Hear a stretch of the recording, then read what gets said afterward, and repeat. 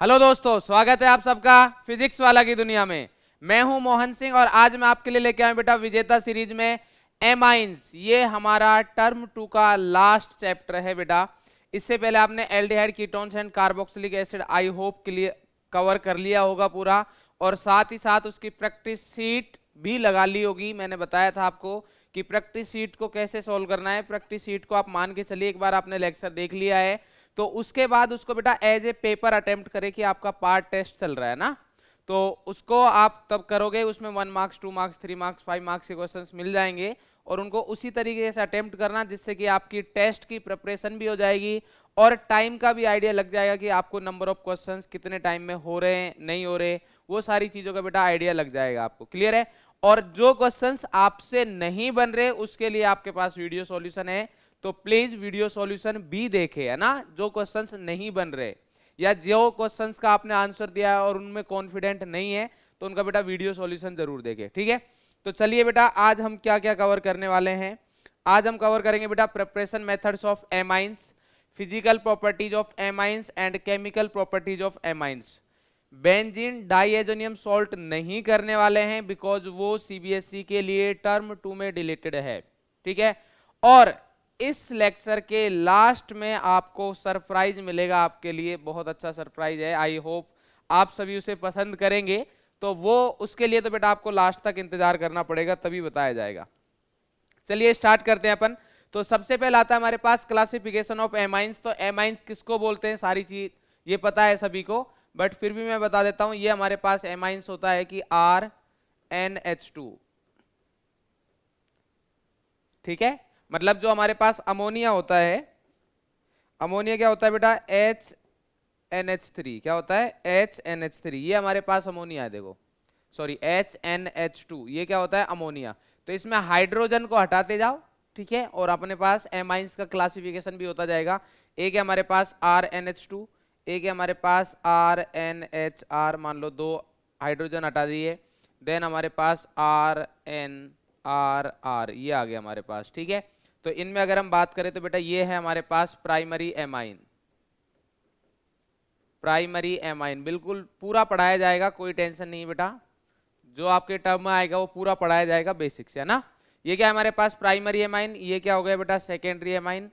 कुछ बच्चों के दिमाग में आ रहा होगा कि सर कैसे डिसाइड कर रहे हो कि कौन सा प्राइमरी है कौन सा सेकेंडरी है। तो उसके लिए बेटा नाइट्रोजन के साथ जितने एल्काइल ग्रुप डायरेक्टली कनेक्टेड है, जितने एल्काइल ग्रुप डायरेक्टली कनेक्टेड है, वो उसी के अकॉर्डिंग उसको क्लासिफिकेशन किया गया है। इधर एक एल्काइल एमाइन प्राइमरी एमाइन या 1 डिग्री एमाइन भी बोल देते हैं। इधर हमारे पास एन के साथ एक आर ये 2 आर कनेक्टेड है तो इसको सेकेंडरी एमाइन। इधर एन के साथ 3 आर कनेक्टेड है, इसको टर्सरी एमाइन बोलेंगे। क्या बोलेंगे बेटा टर्सरी, टर्सरी एमाइन। इसके बाद हमारे पास बेटा एरोमेटिक एमाइंस भी होते हैं। एरोमेटिक एमाइंस क्या होते हैं, बहुत इंपॉर्टेंट है क्योंकि इसमें आप मिस्टेक करने वाले हो, तो मैं बता देता हूं क्या होते हैं हमारे पास। एरोमेटिक एमाइन का मतलब ये नहीं है कि एरोमेटिक एमाइन, या फिर मैं बोल दूं इसको एराइल एमाइन। एरोमेटिक एमाइन या एराइल एमाइन का मीनिंग ये नहीं है कि हमारे पास एरोमेटिक रिंग अगर एमाइन मतलब कंपाउंड में है तो उसको अपन एरोमेटिक एमाइन बोल देंगे, नहीं, ऐसा नहीं है। एरोमेटिक एमाइन अपन बेटा किसके लिए यूज करते हैं, जब हमारे पास बेंजीन रिंग के साथ डायरेक्टली NH2 ग्रुप कनेक्टेड होना चाहिए, मतलब डायरेक्टली नाइट्रोजन कनेक्टेड होना चाहिए। कुल मिला के बात ये है। तो ये अगर डायरेक्टली कनेक्टेड है तो ही हमारे पास ये एरोमेटिक एमाइन है। अगर मैं इसको बोलूं कि क्या ये हमारे पास एरोमेटिक एमाइन है CH2NH2, तो ये एरोमेटिक एमाइन नहीं है। ध्यान से समझ लेना ये बात, ठीक है। हाँ, आप सेकेंडरी प्राइमरी टर्सरी में क्लासिफिकेशन करना चाहो तो ये नाइट्रोजन के साथ एक एल्काइल ग्रुप प्राइमरी, इस नाइट्रोजन के साथ भी एक एल्काइल ग्रुप, ये भी प्राइमरी, दोनों ही प्राइमरी है। बट एरोमेटिक हमारे पास ये है, ये एरोमेटिक नहीं है। और अगर आपसे पूछा जाए कि क्या ये एरोमेटिक है हमारे पास NH, मान लो इधर आ गया CH3, तो ये भी एरोमेटिक एमाइन है। क्यों? क्योंकि इधर हमारे पास देखोगे अगर तो ये नाइट्रोजन के साथ बेंजीन रिंग डायरेक्टली कनेक्टेड है, हाँ, बट ये सेकेंडरी है। ये कौन सा है हमारे पास सेकेंडरी, क्योंकि एक बेंजीन रिंग एक CH3, तो इसमें भी हमारे पास इसको आप एरोमेटिक एमाइंस बोल सकते हो। क्लियर है? क्यों? क्योंकि बेंजीन के साथ डायरेक्टली नाइट्रोजन कनेक्टेड है। आई होप ये आपको क्लियर हो गया होगा। नेक्स्ट चलते हैं हमारे पास स्ट्रक्चर की बात कर लेते हैं भैया। तो स्ट्रक्चर का बोलत है भाई, स्ट्रक्चर बोलत है कि हमारे पास ये नाइट्रोजन है और इसके साथ मान लो एक R, ये N, और इधर हमारे पास मान लो एक H, और नाइट्रोजन के पास एक बढ़िया सा क्या है, लोन पेयर। तो अगर ऐसा है तो इस नाइट्रोजन ने क्या कर रखा है, 3 बना रखे हैं सिग्मा, एक है हमारे पास लोन पेयर, तो स्टेरिक नंबर हो गया इसका 4। कितना हो गया बेटा, 4। तो अगर 4 स्टेरिक नंबर हो गया तो हाइब्रिडाइजेशन sp3, ठीक है। और शेप कौन सी होगी सर, टेट्राहेड्रल होनी चाहिए, बट इधर कौन है बेटा, लोन पेयर, तो कौन सी शेप आ जाएगी, पिरामिडल। क्लियर है, तो ये आ गया हमारे पास, क्लियर है। दूसरी अगर आप बात करोगे, ठीक है, वो अपन केमिकल प्रॉपर्टी में बात करेंगे, ठीक है। इतना समझ में आ गया बेटा, स्ट्रक्चर ऑफ एमाइंस में मेरे हिसाब से कोई प्रॉब्लम नहीं आनी है चाहिए। अब आता है नॉमेनक्लेचर, जहां से एक क्वेश्चन आना कंफर्म है। नॉमेनक्लेचर के देखो हमारे पास 2 ही चैप्टर है, एल्डिहाइड, कीटोन, कार्बोक्सिलिक एसिड और एमाइंस। मिनिमम एक क्वेश्चन आएगा, मुझे लगता है कि 2 आने चाहिए, एक उस चैप्टर से एक इस चैप्टर से, नॉमेनक्लेचर का ओनली। तो नॉमेनक्लेचर आप सभी को आना चाहिए, ठीक है। कुछ बच्चे बोल रहे थे कमेंट कर, मतलब मैसेज वगैरह कर करके कि सर हमें नॉमेनक्लेचर समझ में नहीं आ रहा है, क्या करें। तो बेटा 2 से 3 मार्क्स का यहां पर हम बात करते हैं। तो आपको अगर नॉमेनक्लेचर नहीं आते हैं बिल्कुल भी, तो इधर से समझ में नहीं आएंगे। देखो मैं ऑनेस्टली बताता हूं, आपको इधर से समझ में नहीं आएंगे। इधर से उन बच्चों को समझ में आ सकते हैं जिनको कुछ डाउट्स हो या पहले से आते हो, ठीक है, उनको ये चीजें समझ में आ जाएंगी। तो अगर किसी को बिल्कुल नहीं आते हैं तो उनके लिए रफ्तार नीट में जाइए बेटा, उधर आपको सिर्फ 2 लेक्चर देखने पड़ेंगे, 2 से 3, ठीक है। 1.5x 2x की स्पीड पर देख लेना, और उधर से आपके नॉमेनक्लेचर पूरे कंप्लीट हो जाएंगे। तो बहुत ज्यादा नहीं है यार, है ना, कर सकते हो इतना, मेरे हिसाब से अभी टाइम है आपके पास। चलिए भाई, तो अब अगर हम बात करें कॉमन नेम की, तो कॉमन नेम होता है इसका एल्काइल एमाइन। एल्क का मतलब होता है नंबर ऑफ कार्बन, हमेशा ही बताया है मैंने आपको, फिर से बता रहा हूं, एल्क का मतलब क्या होता है, नंबर ऑफ कार्बन। तो ये हो गया कॉमन नेम में एल्काइल एमाइन आएगा। और अगर हम IUPAC नेम लिखेंगे तो इसका नेम आएगा एल्केन एमाइन। सर एग्जाम्पल से बताओ, एग्जाम्पल से बता देते हैं भैया, अब आप बोल रहे हो तो एग्जाम्पल बताना ही पड़ेगा। CH3NH2, CH3NH2, इसका नेम क्या है, इसका नेम है C। अब देखो कॉमन नेम अगर लिखोगे तो एल्क मतलब नंबर ऑफ कार्बन कितने, एक को क्या बोलते हैं, मैथ, बस बाकी सारी चीजें सेम। तो ये आ गया मैथ के बाद आइल और फिर लगेगा एमाइन, तो ये हो गया मिथाइल एमाइन। और उसके बाद अगर अपन बात करें बेटा IUPAC नेम की, तो IUPAC नेम में क्या आएगा हमारे पास, IUPAC नेम में आएगा एल्केन एमाइन है। तो एल्केन मतलब कितने कार्बन, एक, तो अगर एल्केन है एक कार्बन है तो इसको क्या बोलते हैं, मिथेन। और फिर क्या आ जाएगा हमारे पास, एमाइन, एन गायब हो गया, मिथेन एमाइन। क्लियर है बेटा, इस तरीके से आपको नेम लिख देने। देख लेते हैं अब अपन अलग अलग, है ना। और देखो भाई, मान लो ऐसा कुछ आ गया तो क्या करेंगे सर, CH3NHC2H5, ये आ गया हमारे पास। तो इसको क्या करें, तो इसमें आप क्या करोगे बेटा, कॉमन नेम में ज्यादा नहीं लिखवाऊंगा क्योंकि IUPAC नेम ही आने वाले हमारे पास मोस्टली। तो कॉमन नेम में क्या आएगा हमारे पास, इथाइल है और मिथाइल है। तो पहले अल्फाबेटिकली क्या आएगा, इथाइल, देन मिथाइल, और फिर क्या आ जाएगा हमारे पास, एमाइन। क्लियर है। और जब आप इसका IUPAC नेम लिखना चाहोगे तो IUPAC नेम में क्या लिखोगे बेटा, IUPAC नेम में लिख सकते हो आप मिथाइल, एन मिथाइल, एन पर क्या है बेटा, मिथाइल, एन के साथ क्या कनेक्टेड है, मिथाइल। सर यही मेन चेन क्यों ले रहे हो आप, इसको क्यों नहीं ले रहे, तो इसको मेन चेन इसलिए ले रहे हैं क्योंकि मेन चेन का रूल है कि फंक्शनल ग्रुप वाला कार्बन आते हुए लॉन्गेस्ट चेन लेनी है हमें। तो इसमें भी फंक्शनल ग्रुप का कार्बन आ रहा है, इधर अगर एक बट एक कार्बन आता है, इधर कितने हैं, 2। तो इसलिए ये सब्स्टिट्यूएंट हो गया एन मिथाइल। उसके बाद इथेन एमाइन, इथेन एमाइन, ठीक है। अगर इसको मिथाइल इथेन एमाइन लिखोगे वो भी चलेगा क्योंकि एन पर ही रहेगा वो, ठीक है, बट अगर ऐसे लिख दोगे तो ज्यादा अच्छा है। क्लियर है बेटा। तो इस तरीके से आप किसी भी कंपाउंड का नेम लिख सकते हो। 1-2 फेमस कंपाउंड है, इसको आपको जानना जरूरी है। ये है हमारे भाई साहब, इसको बोलते हैं एनिलीन।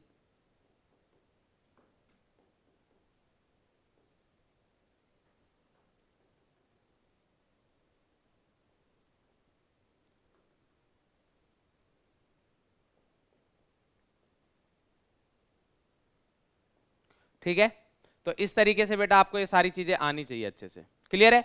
चलिए नेक्स्ट देखते हैं अब अपन। और एक दो नेम लिखने हो तो कर लेते हैं क्वेश्चंस बेटा, जल्दी से करेंगे आप। CH3NH CH2 CH2 CH3, और इधर से भी इस H को हटा के खुद से लिखेंगे बेटा जल्दी से आवाज। ये है N और इधर आ जाएगा हमारे पास C2H5, ये नेम लिखो। नेक्स्ट है हमारे पास C2H5N C2H5, और इधर क्या आ जाएगा CH2 CH3 CH2 CH3। चलो जल्दी से करो दोनों क्वेश्चन बेटा, दोनों क्वेश्चन जल्दी से करेंगे, शाबाश। दोनों में देखो हमारे पास एमाइंस पे जो भी सब्स्टिट्यूएंट वगैरह लगा हुआ है उसका उसी के अकॉर्डिंग नेम लिखना है बेटा, जल्दी करेंगे।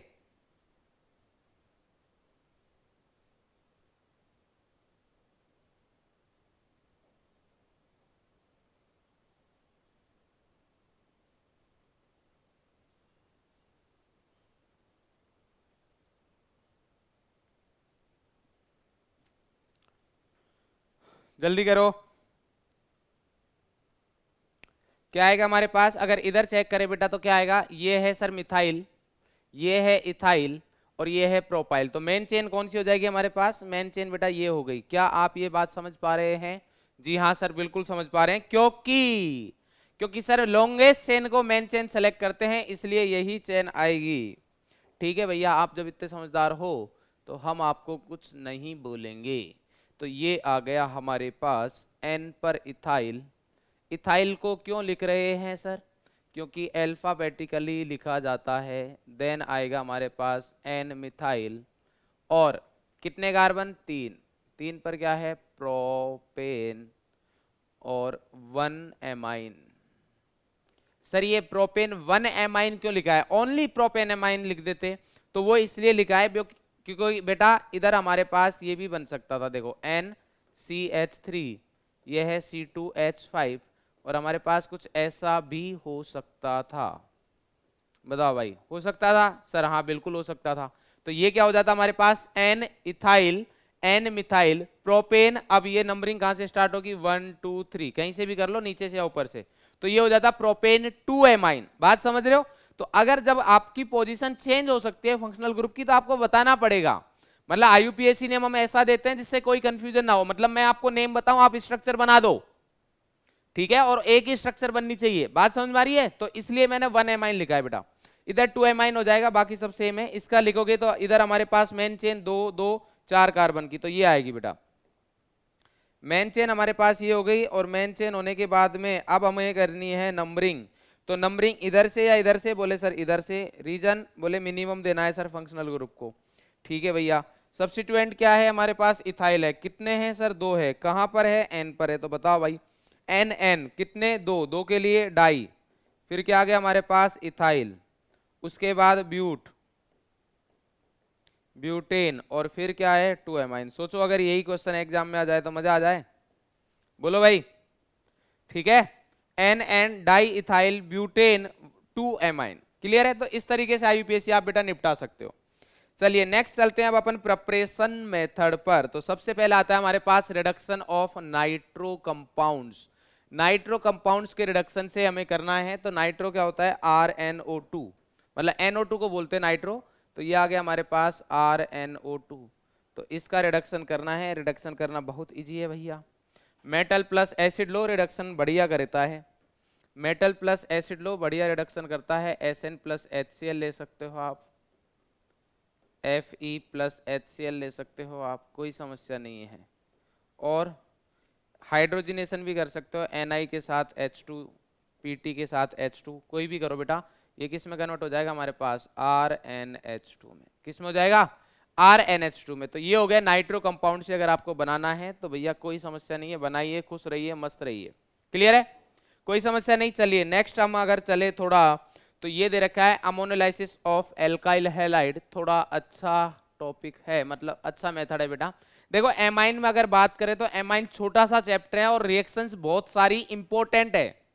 बहुत सारी नहीं है बट बहुत सारी इंपॉर्टेंट है। मतलब ऐसा नहीं है कि इसमें भाई बहुत सारी रिएक्शंस उनमें से एक तो इंपॉर्टेंट है, नहीं, इसमें बहुत सारी रिएक्शन नहीं है, बट जितनी है उसमें से मैक्सिमम इंपॉर्टेंट है, क्योंकि अच्छे अच्छे क्वेश्चंस बन सकते हैं उधर से। अभी मैं बताऊंगा आपको कैसे। अमोनोलाइसिस ऑफ एल्काइल हैलाइड, तो अमोनोलाइसिस ऑफ एल्काइल हैलाइड क्या होता है हमारे पास? देखो मैं रिएक्शन कराऊंगा, एल्काइल हैलाइड क्या होता है हमारे पास? RX। अमोनोलाइसिस मतलब NH3 की रिएक्शन करा देंगे अपन, HNH2। अमोनिया की रिएक्शन करानी है भाई, अमोनोलाइसिस मतलब अमोनिया की रिएक्शन करा दी। और इधर हमारे पास एल्कोहल भी होता है, अगर करना हो यूज तो कर सकते हो। ठीक है, अब होता क्या है हमारे पास, ये सबको पता है। टर्म 1 में अगर पाप थोड़े कम किए हो तो इतना आइडिया होगा कि इसके ऊपर पार्शियल पॉजिटिव है, ये तो पाप करने की जरूरत भी नहीं है इधर, तो ये तो जगह भी नहीं है यार, है ना। पार्शियल पॉजिटिव पार्शियल नेगेटिव, क्योंकि हेलोजन की इलेक्ट्रॉन नेगेटिविटी ज्यादा होती है और नाइट्रोजन भैया के पास है लान पेयर, तो ये लान पेयर वाला कहाँ जाएगा? इधर, और ये इधर से निकल जाएगा। तो क्या बन जाएगा हमारे पास? RnH2। क्या बन गया? RnH, ऐसे नहीं, थोड़ा ऐसे करते हैं। कैसे? ऐसे, RnH3 प्लस और X माइनस, ये बनेगा। ठीक है, अब अगर हम इसकी रिएक्शन करा दे किसके साथ? बेस के साथ, NaOH के साथ करा देते हैं, तो हमें हमारा डिजायर्ड प्रोडक्ट मिल जाएगा। और वो क्या है हमारे पास? RnH2। क्या मिल गया बेटा? RnH2। मेरे हिसाब से इस चीज में कोई समस्या नहीं होनी चाहिए आपको। क्लियर है भाई? RnH2 मिल गया, इधर से एसिडिक हाइड्रोजन है उसको ये लेके चला जाएगा, प्लस NaX प्लस H2O बन जाएगा, प्लस NaX प्लस H2O।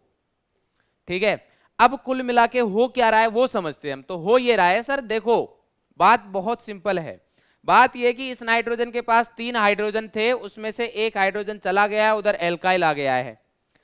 तो बोले कि हाँ भाई बात तो सही है। अब उसका पड़ोसी बोलता है कि सर अगर इसकी बात सही है तो बात मेरी भी सही होनी चाहिए। तो अब मेरा क्वेश्चन था कि भैया अपनी बात तो बताओ, बात क्या सही बताएं, हम ऐसे थोड़ी ना सही बता देंगे। तो बोले सर बात ये है कि जो इसने बात कही है वैसी हमारी बात है। बोले बात तो बताओ यार। तो बोले बात यह है सर कि ये जो बात बोल रहा है उसमें इसने ये बात बोली है कि इधर से जो हाइड्रोजन है 3, उसमें से एक हाइड्रोजन हट रहा है और एक आ रहा है। बोले हाँ ये बात बोली है भाई इसने। तो बोले सर मैं ये बात बोल रहा हूं कि इस नाइट्रोजन के पास भी तो 2 हाइड्रोजन है। बोले हाँ है। तो बोले सर अगर और मैं अगर ले आऊं एल्काइल हैलाइड, एल्काइल हैलाइड हमारे पास और हुआ तो क्या ये हाइड्रोजन भी हट जाएगा? बोले हाँ ये बात तो आपकी यार उसकी बात से मिलती जुलती बात है, और अगर उससे मिलती जुलती बात है तो कॉन्सेप्ट तो चेंज होते नहीं है, ऐसा मैं बोलता हूं बार बार। तो बात आपकी बिल्कुल सही बात है भाई।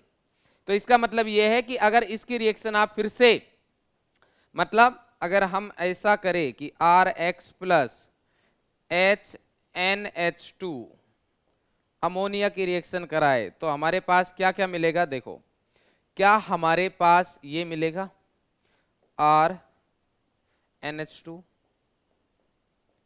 फिर इसमें से हाइड्रोजन हटेगा तो क्या हमारे पास R2NH मिलेगा, इसमें भी हाइड्रोजन है R3N। बोले अब हमने उस बच्चे से पूछा कि भैया अब आप संतुष्ट हो? वो बोले कि हाँ सर संतुष्ट है, आप बिल्कुल हमारी बात सही हो गई तो हमें और क्या चाहिए। बट उसके पड़ोसी को फिर प्रॉब्लम हो गई। बोले सर बात तो आपकी सही है, इसकी भी सही है, मेरा एक छोटा सा डाउट और है। बोले सर ये बात जो स्टार्ट हुई थी वो बात यहां से स्टार्ट हुई थी कि नाइट्रोजन के पास लोन पेयर है और इस कार्बन के ऊपर एल्काइल ग्रुप के ऊपर पॉजिटिव चार्ज है, मतलब हाइड्रोजन की वजह से रिएक्शन नहीं हुई थी सर, इस नाइट्रोजन के लोन पेयर की वजह से हुई थी। हाँ ये बात हम मानते हैं कि भैया जो ये इधर अटैक मतलब हाइड्रोजन हट रहा है, बट अगर आप बात करोगे कि R3N की, तो R3N बन रहा है हमारे पास लास्ट में, तो लोन पेयर तो सर इसके पास भी है। तो अगर R3N के पास फिर से कौन जाता है? अगर RX जाता है तो सर अभी अटैक करने में क्या समस्या है? क्योंकि पार्शियल पॉजिटिव पार्शियल नेगेटिव है, नाइट्रोजन के पास लोन पेयर है। तो हमारी इस बात को क्लियर करिए आप। अपनी बात को लेकर। तो हम बोलते हैं कि भैया बात तो आप भी सही बोल रहे हो और कॉन्सेप्ट तो चेंज होते नहीं है। तो अगर कॉन्सेप्ट चेंज नहीं होते हैं तो इधर से रिएक्शन होगी, बिल्कुल सही बात है। और ये बनेगा R4N के साथ अब आ जाएगा पॉजिटिव चार्ज, क्योंकि नाइट्रोजन ने बना लिए 4 बॉन्ड और ये X जो माइनस है ये इधर ही इसके साथ खेलता रहेगा। तो ये आ गया हमारे पास R4N प्लस और X माइनस, इसको बोलते हैं tetra ammonium, tetra alkyl ammonium, tetra alkyl, 4 alkyl group है बेटा, अमोनियम क्लोरा हेलाइड साल्ट, यही है भैया, बिल्कुल सही है। तो इसका मतलब यह है कि अब आप एक क्वेश्चन पाओगे आपके प्रीवियस ईयर के क्वेश्चंस में, देखोगे कि जब हम अमोनोलाइसिस करते हैं एल्काइल एलाइड का तो प्योर एमाइन नहीं मिल पाता है। उसका क्या रीजन है? तो उसका रीजन ये है कि भैया ये रीजन है कि प्राइमरी एमाइन भी मिलता है, सेकेंडरी भी मिलता है, टर्सरी भी मिलता है और tetra alkyl ammonium halide salt भी मिलता है। तो ये समस्या है। बोले सर निवारण करिए समस्या का। तो निवारण ये है कि हमारी समस्या कहां से आई? समस्या ये आई कि RNH2 है, ये RX के साथ रिएक्ट कर रहा है भाई। RNH2 किसके साथ कर रहा है? RX के साथ कर रहा है, तब R2NH बन रहा है। फिर ये R2NH फिर से RX के साथ रिएक्ट कर रहा है तो R3N बन रहा है। R3N फिर से RX के साथ रिएक्ट कर रहा है तो ये बन रहा है। तो अगर ऐसा कुछ हो जाए कि ये RX इनसे ना मिलके, RX इनसे ना मिलके इधर मिल ले भैया, RX अगर इनसे ना मिलके इससे मिले तो फायदा है, क्योंकि उससे तो हमें 1 डिग्री एमाइन मिलता है। तो इसका मतलब यह है कि अगर हमें प्राइमरी एमाइन बनाना है, ठीक है, अगर हमें प्राइमरी एमाइन ही बनाना है तो इधर नॉट पॉइंट डाल के लिख सकते हैं क्या हम कि फॉर मेजरली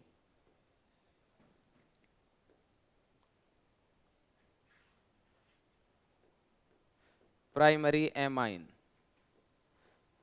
तो उसके लिए क्या करें कि एमाइन के साथ रिएक्ट होनी चाहिए। तो RX के साथ में ये जो NH3 वाले बंधु है जिसको HNH2 बोलते हैं, इसको एक्सेस में ले लो ना भैया। ये जहां भी जाए, ये जहां भी जाए इसे ही पाए भाई। ऐसा कुछ हो जाए कि RX जहां जाए अमोनिया ही अमोनिया मिले, अमोनिया ही पाए। तो अगर ऐसा कुछ हो जाए तो हमारे पास प्रोडक्ट में 1 डिग्री एमाइन बन जाए, RNH2 बन जाए प्राइमरी एमाइन। समझे कि नहीं समझे? बोले सर समझ गए, कोई दिक्कत नहीं है। और एल्काइल एलाइड की अगर रिएक्टिविटी की बात करोगे तो आपने टर्म 1 में पढ़ा है कि ये होता है। इसका रीजन ये है क्योंकि आयोडीन अच्छा, सबसे अच्छा लिविंग ग्रुप है हैलोजन में, then Br then Cl। Clear है बेटा? तो इस चीज में मेरे हिसाब से कोई समस्या नहीं होनी चाहिए। इंपॉर्टेंट रिएक्शन थी, अच्छे से टाइम दे दिया। अब इधर आ जाओ, नेक्स्ट रिएक्शन है हमारे पास RCN, साइनाइड के बारे में बात बोल रहा है। तो RCN की रिएक्शन अगर मैं LiAlH4 के साथ करा दूं तो कोनो समस्या ना ही होनी चाहिए भैया। किसके साथ करा दो? LiAlH4 के साथ करा दो, उसको बिल्कुल भी प्रॉब्लम नहीं है इस से। और आप Na के साथ में एल्कोहल भी यूज कर सकते हो, इस चीज से भी उसे कोई समस्या नहीं है। और सदाबहार तो है ही, H2+Ni या PT जो भी लिखना चाहो आप। और ये सब क्या करेंगे? R, ये क्या है देखो इधर है RC ट्रिपल बॉन्ड N, तो बॉन्ड हटाओ हाइड्रोजन लगाओ। तो ये आ गया हमारे पास RC, बॉन्ड हटाया हाइड्रोजन लगाया, H, एक और बॉन्ड हटाया क्योंकि ट्रिपल बॉन्ड था तो इधर H इधर H, ये बन गया हमारे पास प्राइमरी एमाइन। ठीक है, अगर किसी को सेकेंडरी एमाइन बनाना हो तो वैसे जरूरत तो नहीं पड़ेगी क्योंकि बोर्ड वाले ज्यादा परेशान करते नहीं है, बट अगर फिर भी उनका मन करे परेशान करने का तो आपके पास बिल्कुल जवाब होना चाहिए कि हम भैया आइसोसाइनाइड ले लेंगे। क्या ले लेंगे? आइसोसाइनाइड। तो आइसोसाइनाइड की रिएक्शन कराओगे तो भी यही होगा। अब नाइट्रोजन बीच में है तो नाइट्रोजन के साथ हमें ऐसा करना पड़ेगा RNHCH3, तो ये क्या आ गया? Secondary amine. क्या आ गया बेटा? Secondary amine. तो मेरे हिसाब से इस चीज में आपको कोई समस्या नहीं होनी चाहिए। क्लियर है? चलिए नेक्स्ट चलते हैं बेटा। नेक्स्ट है हमारे पास रिडक्शन ऑफ एमाइड। एमाइड में भी बिल्कुल ऐसा ही है। क्या करना है आपको? RC double bond O NH2, RC double bond O NH2 की रिएक्शन आप H2Ni के साथ करिए, LiAlH4 के साथ करिए, और क्या करना है इधर से RCH2NH2 बन जाएगा। क्या बन जाएगा बेटा? RCH2NH2। क्लियर है? प्राइमरी एमाइन बन जाएगा। अगर इसमें सेकेंडरी एमाइन वगैरह बनाना हो तो पहले से इधर R लेके चलना, सेकेंडरी बनाना हो तो NHR आ जाएगा, टर्सरी बनाना हो तो NRR आ जाएगा। क्लियर है? चलिए नेक्स्ट है हमारे पास बेटा, अब दो रिएक्शन आ रही है बिल्कुल खतरनाक सी। एक है गैब्रियल थैलेमाइड सिंथेसिस। क्या है बेटा? गैब्रियल थैलेमाइड सिंथेसिस बहुत बढ़िया रिएक्शन है। अब इसमें कुछ अच्छी अच्छी कहानियां पढ़ते हैं। हमारे पास सबसे पहली बात लिखी हुई है, use for preparation of primary amine में पूरा सही से नहीं लिखा हुआ है इसने। प्राइमरी एमाइन में भी कौन सा? Only aliphatic. ओनली लिखेंगे हम भैया, क्या लिखेंगे? Only aliphatic. इस बात का जवाब भी दिया जाएगा आपको कि इससे एरोमेटिक क्यों नहीं बनती है। तो इसके लिए आप चलिए बेटा इधर गैब्रियल थैलेमाइड, तो थैलेमाइड लेते हैं हम सबसे पहले। ऐसा कुछ होता है, थैलेइक एसिड होता है हमारे पास C double bond O OH OH, ये होता है थैलेइक एसिड। बट हमें तो थैलीमाइड बनाना है, तो थैलीमाइड के लिए भैया नाइट्रोजन को बुलाना पड़ेगा। तो नाइट्रोजन को बुलाते हैं हम। ये आ गया हमारे पास नाइट्रोजन, ये इधर कनेक्ट हो गया, ये हो गया थैलीमाइड। क्लियर है बेटा? ये क्या है? थैलीमाइड है। अब इसकी रिएक्शन हमें क्या करें, इधर आपको कुछ दिख रहा होगा, इस नाइट्रोजन मोर इलेक्ट्रॉन नेगेटिव के साथ हाइड्रोजन कनेक्टेड है, और ये इलेक्ट्रॉन विड्रॉइंग ग्रुप भी है। क्या है? Electron withdrawing group. तो इलेक्ट्रॉन विड्रॉइंग ग्रुप अगर भैया जी आते हैं तो एसिडिटी बढ़ जाती है, मतलब ये हाइड्रोजन बढ़िया वाला एसिडिक है। और अगर ये भाई साहब बढ़िया वाले एसिडिक है तो हम इधर KOH का यूज करना चाहेंगे जो कि बेस है। तो एसिड बेस रिएक्शन होगी। बोले सर हाँ, इसमें तो हमें कोई समस्या नहीं है। ठीक है भैया जी, जब ऐसा आप बोल रहे हो कि कोई समस्या नहीं है तो आपके अकॉर्डिंग हम कुछ ऐसा बनाना चाह रहे हैं, अगर कुछ समस्या आए तो हमें बता देना N-K+। बोले नहीं नहीं सर ये तो इजी वाली बात है, कोई समस्या नहीं है। इसकी रिएक्शन अगर मैं अल्काइल हैलाइड के साथ करूं, जहां पर हम लिख रहे हैं कि R is not equal to AR। बोले सर कोई समस्या नहीं है, ये तो अभी वाली रिएक्शन हो गई। बोले अभी अभी कौन सी पढ़ाई थी ऐसी रिएक्शन? अरे सर क्या कर रहे हो यार आप, ये आपने पढ़ाया था कि NH3 की रिएक्शन एल्काइल हैलाइड के साथ करेंगे अपन RX। तो जब नाइट्रोजन के लोन पेयर इधर से इसको निकाल सकते हैं, तो इधर तो नाइट्रोजन के साथ नेगेटिव चार्ज है सर, इधर तो होएगा ही है। बोले हाँ यार कतई खतरनाक हो गए भाई तुम लोग तो। बोले हाँ सर खतरनाक कैसे ना होंगे। ये आ गया इसके ऊपर पार्शियल पॉजिटिव, ये पार्शियल नेगेटिव, इधर से ये बॉन्ड निकल गया। सही है भाई? तो कहाँ बन गया? इधर बन गया सर। देखो हम बताते हैं आपको, ऐसा कुछ है C double bond O C double bond O, और ये आ गया N, ये आ गया R। बोले इसका नेम, बोले सिंपल है, N पर एल्काइल थैलीमाइड, N पर क्या है? एल्काइल, बाकी थैलीमाइड ही है। लिखे क्या? N एल्काइल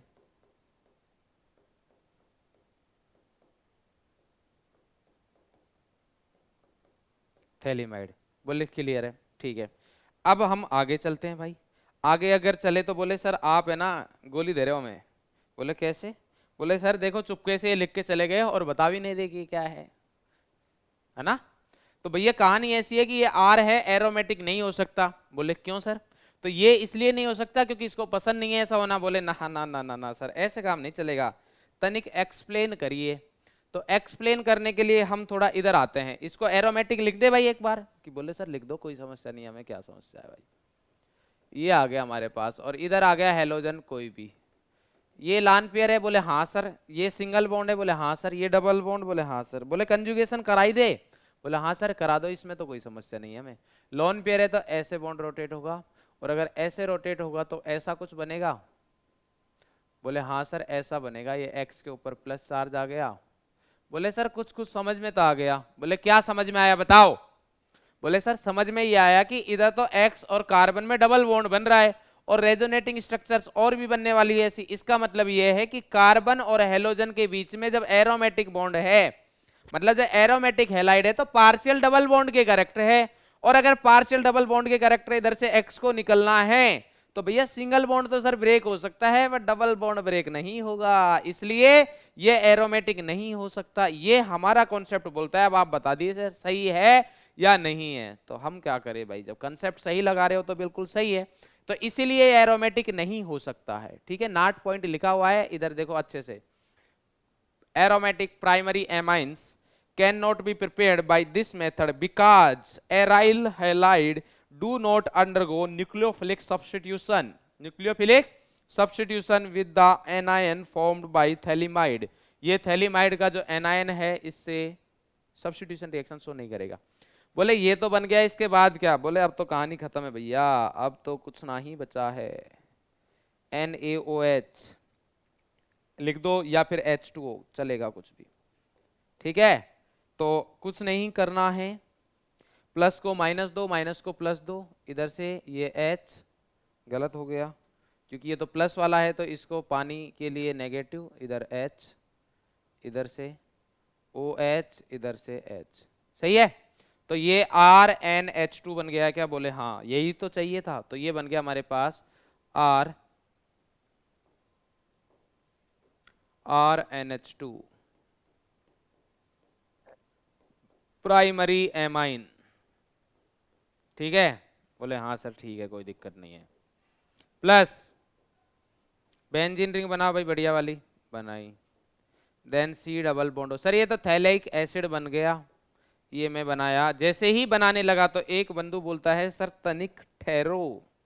बोले क्या हुआ, बोले हम बताते हैं सर। ये क्या है, बोले बेस है। ये क्या बनाने जा रहे हो, बोले एसिड। बोले ऐसे काम नहीं चलेगा, एसिड और बेस बनके तो सर सॉल्ट फॉर्म होगा। तो ठीक है भैया गुस्सा काहे हो रहे हो, अब तो ठीक है। बोले हाँ सर अब हम संतुष्ट हैं।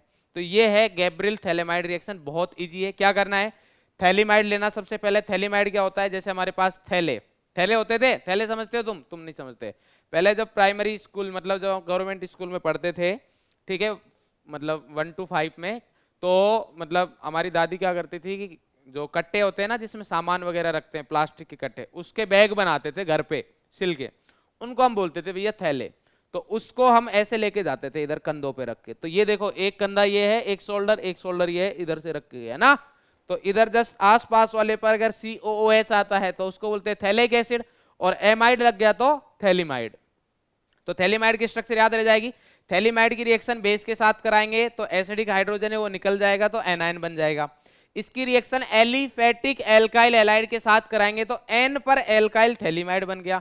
उसके बाद तो बेसिक मीडियम में पानी पिला दो, काम हो जाएगा। क्लियर है बेटा, ये NaOH KOH दोनों जगह सेम लिख सकते हो, कोई समस्या नहीं। ठीक है भाई, चलो नेक्स्ट पॉइंट है हमारे पास हॉफमैन ब्रोमेमाइड डिग्रेडेशन रिएक्शन। बोले सर ये सुना हुआ नाम लग रहा है यार। बोले मैंने तो पढ़ाया नहीं, कब सुन लिया। बोले सर अरे सर एक सर आए थे दूसरे वाले, वो क्या करके गए थे, वो पता नहीं बार बार मोहन सर बोल रहे थे, और उन्होंने जो एल्डिहाइड कीटोन और कार्बोक्सिलिक एसिड की प्रैक्टिस शीट कराई थी उसमें क्वेश्चन कराया था, उसमें आया था। तो देखते हैं भाई क्या है। रिएक्शन बोलती है हमारे पास इसमें फॉर प्राइमरी एमाइंस। तो ये प्राइमरी एमाइन है ना भैया, ये दोनों हो सकते हैं क्या सर, पिछली बार तो आपने लिख दिया, हाँ ये है बोथ। कौन कौन से, एलिफेटिक भी यूज कर सकते हो आप और एरोमेटिक भी कर सकते हो, दोनों कोई समस्या नहीं है। ठीक है, बोले हाँ ये बढ़िया है सर। चलो इन दोनों में से एक रिएक्शन आएगी, बता देता हूं मैं, फिफ्थ और सिक्स। फिफ्थ वाली कौन सी थी, गैब्रियल थैलेमाइड, और ये क्या है हॉफमैन ब्रोमेमाइड। इन दोनों में से एक रिएक्शन आनी है, पेपर लीक। ठीक है, चलो भैया समझो तो इधर आओ। क्या है हमारे पास, Hofmann bromamide degradation reaction. Hofmann bromamide, bromamide मतलब ब्रोमीन आएगा सर, इसमें से अगर हटाए तो एमाइड आएगा सर। डिग्रेड होगा मतलब कार्बन कम होंगे। बोले खत्म हो गई रिएक्शन। तो देखो भाई सबसे पहले एमाइड को लेके आओ, R C double bond O NH2, फिर क्या आएगा सर, ब्रोमीन लेके आओ, ये आ गया हमारे पास Br2, देन KOH। बोले सर एक मिनट, क्या कि सर ये Br2 KOH तो हमने और कहीं भी देखा है, Br2 KOH Br2 NaOH। बोले कहाँ, बोले सर हेलोफॉर्म रिएक्शन में देखा था। तो ये तो रिएजेंट सर सेम ही है, बोले हाँ बिल्कुल सही है, कोई दिक्कत नहीं है। तो ये तो याद करना और भी इजी हो गया। हेलोफॉर्म रिएक्शन हो चाहे हॉफमैन ब्रोमेमाइड हो, दोनों में Br2 इधर Br2 KOH यूज होगा, उधर हमारे पास X2 KOH X2 NaOH वगैरह है ना। और इसकी रिएक्शन जब हम कराते हैं तो हमें क्या मिलता है, क्या करना है, डिग्रेड करना है। तो डिग्रेड करो, CO को हटाओ, ये आ गया हमारे पास RNH2, ठीक है, प्लस KBr प्लस K2CO3, ये बन गया हमारे पास। बैलेंस कर लेना, मेरे हिसाब से कोई समस्या आएगी नहीं, बट अगर आपको थोड़ी सी समस्या है तो हम उसका छुटकारा दे देते हैं आपको। ये बन गया हमारे पास, पानी वानी निकाल दो, कोई समस्या नहीं है। ये आ गया हमारे पास H2O, ये आ गया 2KBr। अब बताओ कहीं पे कोई समस्या है? बोले हाँ है ना सर। ये हमारे पास ऑक्सीजन थे 3 और 1 4, और इधर 3 1 बचा है सर, ये 4 हो गए। H2O कितने हैं हमारे पास? H2O है 2, तो इधर थे, इधर सर 4 H2O है, तो ये 2 H2O करो, तो ये तो 5 हो गए। बोलो भाई हाँ, तो बोले सर 5 ही तो ऑक्सीजन है, तो ठीक है भैया, बैलेंस हो गई reaction.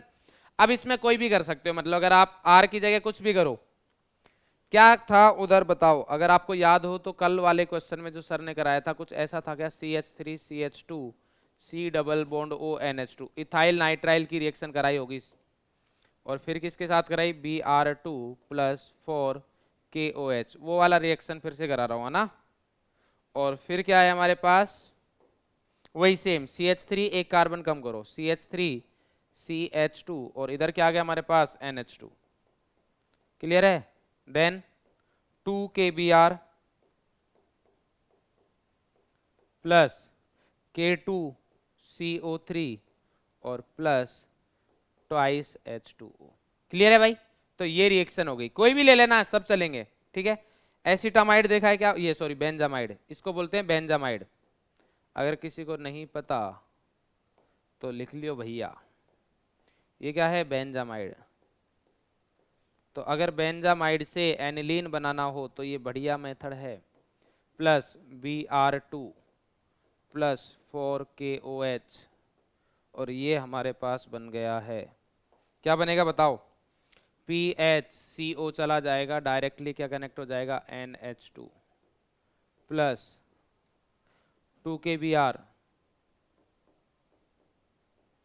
Plus K2CO3 plus twice H2, ठीक है, ये एनिलीन, क्लियर है बेटा।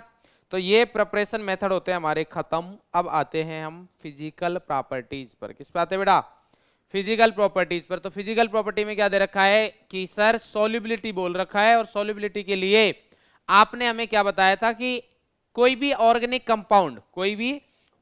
कंपाउंड वाटर में तभी सॉल्युबल हो सकता है जब वो हाइड्रोजन बॉन्ड बनाए। क्या बनाए बेटा, हाइड्रोजन बॉन्ड बनाए। अगर हाइड्रोजन बॉन्ड वो नहीं बनाएगा वाटर के साथ, अरे वाटर आ गया, ठीक है चलो पी लेते हैं भाई। हाँ, तो अगर वाटर के साथ हाइड्रोजन बॉन्ड नहीं बनाएगा तो वो सॉल्युबल नहीं रहेगा।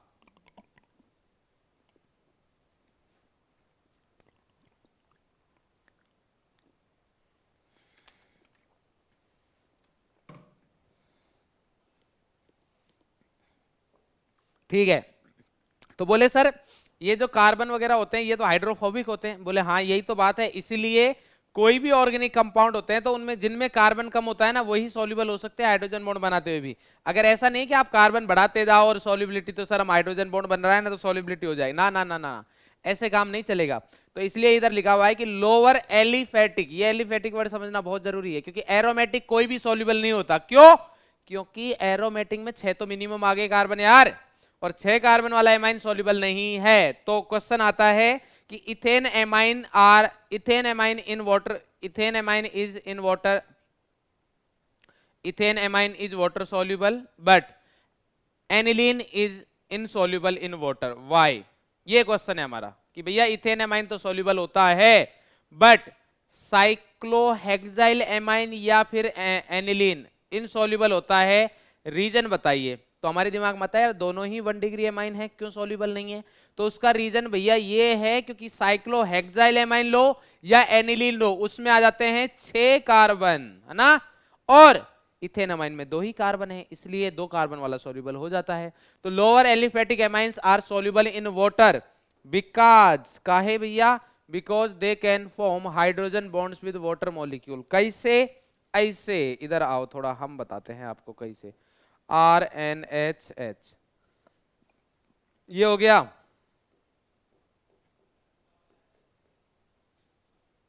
बोलो भैया समझे कि नहीं समझे? वैसे और अच्छा हाइड्रोजन बॉन्ड बनाए हम।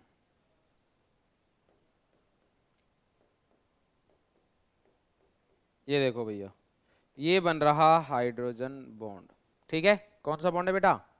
हाइड्रोजन। क्लियर है? तो इसकी वजह से वाटर में सॉल्युबल होते हैं।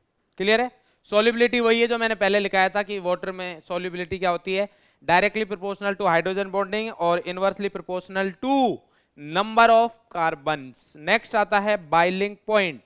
बॉइलिंग पॉइंट का सिंपल सा फंडा वही है कि बॉइलिंग पॉइंट डायरेक्टली प्रोपोर्शनल होता है मॉलिक्यूलर वेट के और इनवर्सली प्रोपोर्शनल नहीं होता, मतलब डायरेक्टली प्रोपोर्शनल ही होता है हाइड्रोजन बॉन्ड के, ठीक है। जितना ज्यादा हाइड्रोजन बॉन्ड लगेगा उतना ज्यादा बॉइलिंग पॉइंट रहेगा।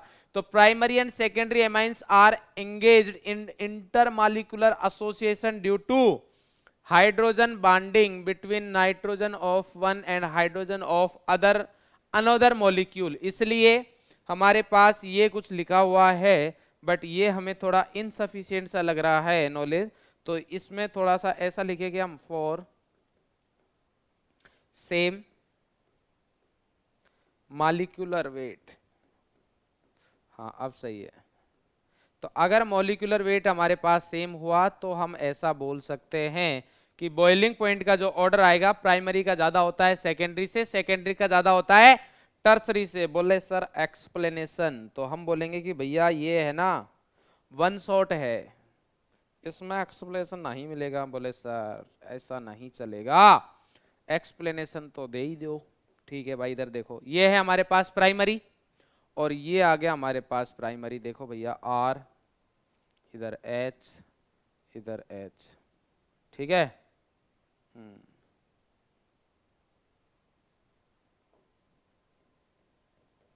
ये इधर ये कर सकता है ना, समझ में आ रहा है ना, मतलब ऑप्शंस बहुत है अपने पास। तो ये हो रही है हाइड्रोजन बॉन्डिंग। बट जैसे जैसे आप एमाइंस की डिग्री बढ़ती जाएगी, प्राइमरी से सेकेंडरी हुआ, तो इसमें हमारे पास 2 हाइड्रोजन है, इसमें हमारे पास 1 हाइड्रोजन है, इसमें हमारे पास 0 हाइड्रोजन है नाइट्रोजन पर, ठीक है। नाइट्रोजन की बात हो रही है नाइट्रोजन पर, इसलिए नो हाइड्रोजन बॉन्डिंग। तो ये बॉन्डिंग नहीं कर पाएगा। कौन सी? हाइड्रोजन बॉन्डिंग, क्योंकि टर्सरी एमाइन में हमारे पास होगा ही नहीं। देखो R N R R, कोई हाइड्रोजन है क्या इस नाइट्रोजन के पास? मोर इलेक्ट्रॉन नेगेटिव एटम के साथ होना चाहिए ना, नहीं है, इसलिए हाइड्रोजन बॉन्डिंग नहीं होगी। तो अगर आपको बॉइलिंग पॉइंट का ऑर्डर लिखना हो, बॉइलिंग पॉइंट ऑर्डर किसका? इनका। देखो भाई क्या दे रखा है हमारे पास, CH3 CH2 CH2 NH2, then है CH3 CH2 NH CH3, then क्या दे रखा है CH3 N CH3 CH3, ठीक है। तो ये तीनों का मॉलिक्यूलर वेट सेम, ये प्राइमरी, ये सेकेंडरी, ये टर्सरी, तो ये ऑर्डर आ जाएगा हमारे पास। इसी के साथ हमारी फिजिकल प्रॉपर्टीज, मतलब एमाइंस की फिजिकल प्रॉपर्टीज कंप्लीट होती है। अब आता है हमारे पास केमिकल प्रॉपर्टीज। तो इधर हम कुछ बात करना चाहते हैं आपसे, आई होप आप भी इंटरेस्टेड होंगे। तो बात ये है भैया, क्या है सर?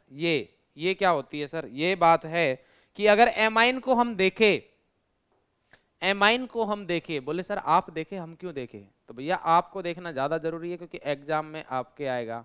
बोले सर हमारा तो आपका भी तो एग्जाम हो गया। हाँ कह सकते हो, बट देखना तो जरूरी है ना, इसलिए बोले हाँ सर देख लेते। तो एमाइन को अगर हम देखें तो एमाइन कैसा दिख रहा है? बोले सर अच्छा तो लग रहा था, क्यों हटा दिया? बोले और अच्छा दिखाना चाहते हैं भैया। ये है H, ये है H और ये है लोन पेयर। बोले सर कहना क्या चाहते हो, तो हम कहना ये चाहते हैं कि ये लॉन पेयर जो है ये दो लोगों के पास जा सकता है। एक तो जा सकता है H+ के पास, बोले बात सही है, और दूसरा ये जा सकता है C+ के पास, मतलब कार्बन के पास। तो जब ये लोन पेयर H+ के पास जाएगा तो इस एनिलीन मतलब सॉरी एमाइन का जो नेचर रहेगा वो नेचर रहेगा बेसिक नेचर। कैसा है? बेसिक, क्योंकि लोन पेयर किसको दे रहा है?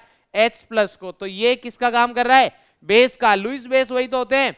और जब ये कार्बन को दे रहा है, या फिर इसको क्या बोले हम, इलेक्ट्रोफाइल, तो उस टाइम जो एनिलीन है वो किसका काम कर रहा है? न्यूक्लियोफाइल का।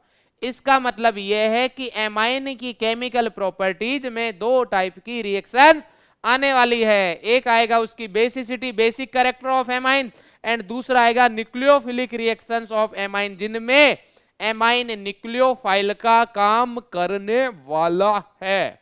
समझे कि नहीं? अरे बोलो भाई क्लियर है? बोले हाँ सर क्लियर है। इतना काहे चिल्ला रहे हो भाई? तो आ जाओ फिर बेसिक कैरेक्टर ऑफ एमाइंस पे आ जाओ। तो बेसिक कैरेक्टर ऑफ एमाइंस बहुत सिंपल है। हम लेते हैं केस 1, केस फर्स्ट लेते हैं भाई। केस फर्स्ट क्या है हमारे पास? केस 1 ये बोलता है क्या? केस 1 ये बोलता है, बताओ क्या बोलता है? कि फॉर इन, फॉर नहीं in vapour phase, in vapour और गैसियस और aprotic solvent.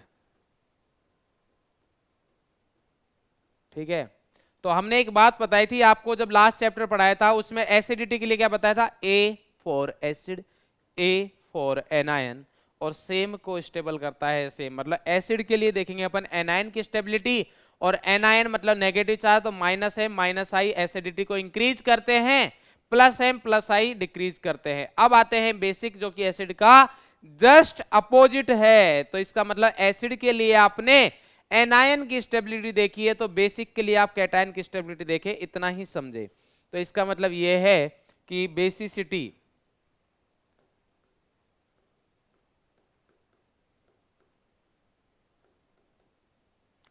Directly proportional KB,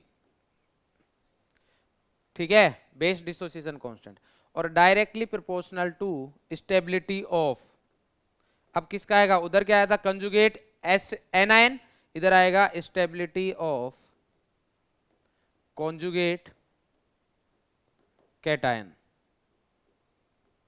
conjugate cation. और वो कैटायन है तो सेम को सेम स्टेबल करता है, +M+I, और इधर आएगा -M-I। बोलो भाई इस बात को समझ में आया कि नहीं आया? बोले सर आ गया। तो ये आ गया हमारे पास। तो इसके अकॉर्डिंग अगर देखोगे आप तो कहानी कुछ इस प्रकार से है कि RnH2, RnRH, RnRR, ये क्या है? 1 डिग्री, ये क्या है? 2 डिग्री, जिसको सेकेंडरी बोलते हैं। ये क्या है? 3 डिग्री, जिसको क्या बोलते हैं? टर्सरी। तो एमाइन की बेसिसिटी का ऑर्डर ये आने वाला है। क्यों आया? ये 1+I, यहां से 2 बार +I, ठीक है, और यहां से 3 बार +I, ठीक है, प्लस जितना ज्यादा उतनी ज्यादा बेसिसिटी। तो ये हमारे पास ऑर्डर आ गया है, और इसको हम इसमें बंद कर देते हैं भैया, ठीक है। बट ये कहां पर है? केस फर्स्ट के लिए। किसके लिए बेटा? ये केस फर्स्ट के लिए। तो इस चीज में मेरे हिसाब से आपको कोई समस्या नहीं होनी चाहिए किसी भी प्रकार की। क्लियर है बेटा ये बात? बोले हाँ सर क्लियर है। तो अगर ऐसी बात है तो बोले सर ये केस वेस ये इधर क्यों कर रहे हो आप? उसमें एसिडिटी में तो नहीं कि कोई भी केस, उधर तो आपने ऐसा कुछ नहीं बोला। तो हम समझाते हैं भैया। केस 2 की बात करो पहले आप। किसकी बात करो? केस 2 की, ठीक है। तो केस 2 की अगर अपन बात करें तो उसमें हमारे पास क्या आएगा? देखो केस 2 मतलब सेकंड, क्या भैया? In aqueous solution, in aqueous solvent, या एक्वस सॉल्यूशन लिख सकते हो, और पोलर प्रोटिक सॉल्वेंट, प्रोटिक और H2O।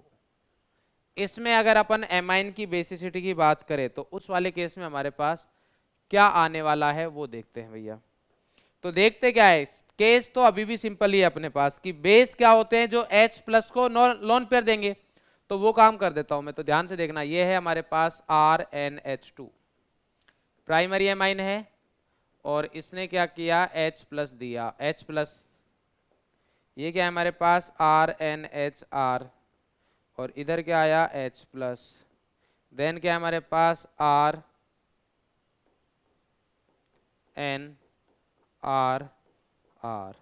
और ये क्या है हमारे पास H प्लस।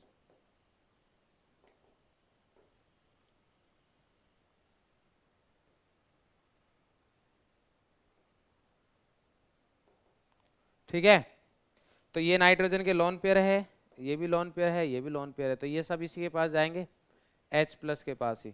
और हमारे पास क्या बनेगा, कॉन्जुगेट कैटायन। तो क्या बना इधर RN,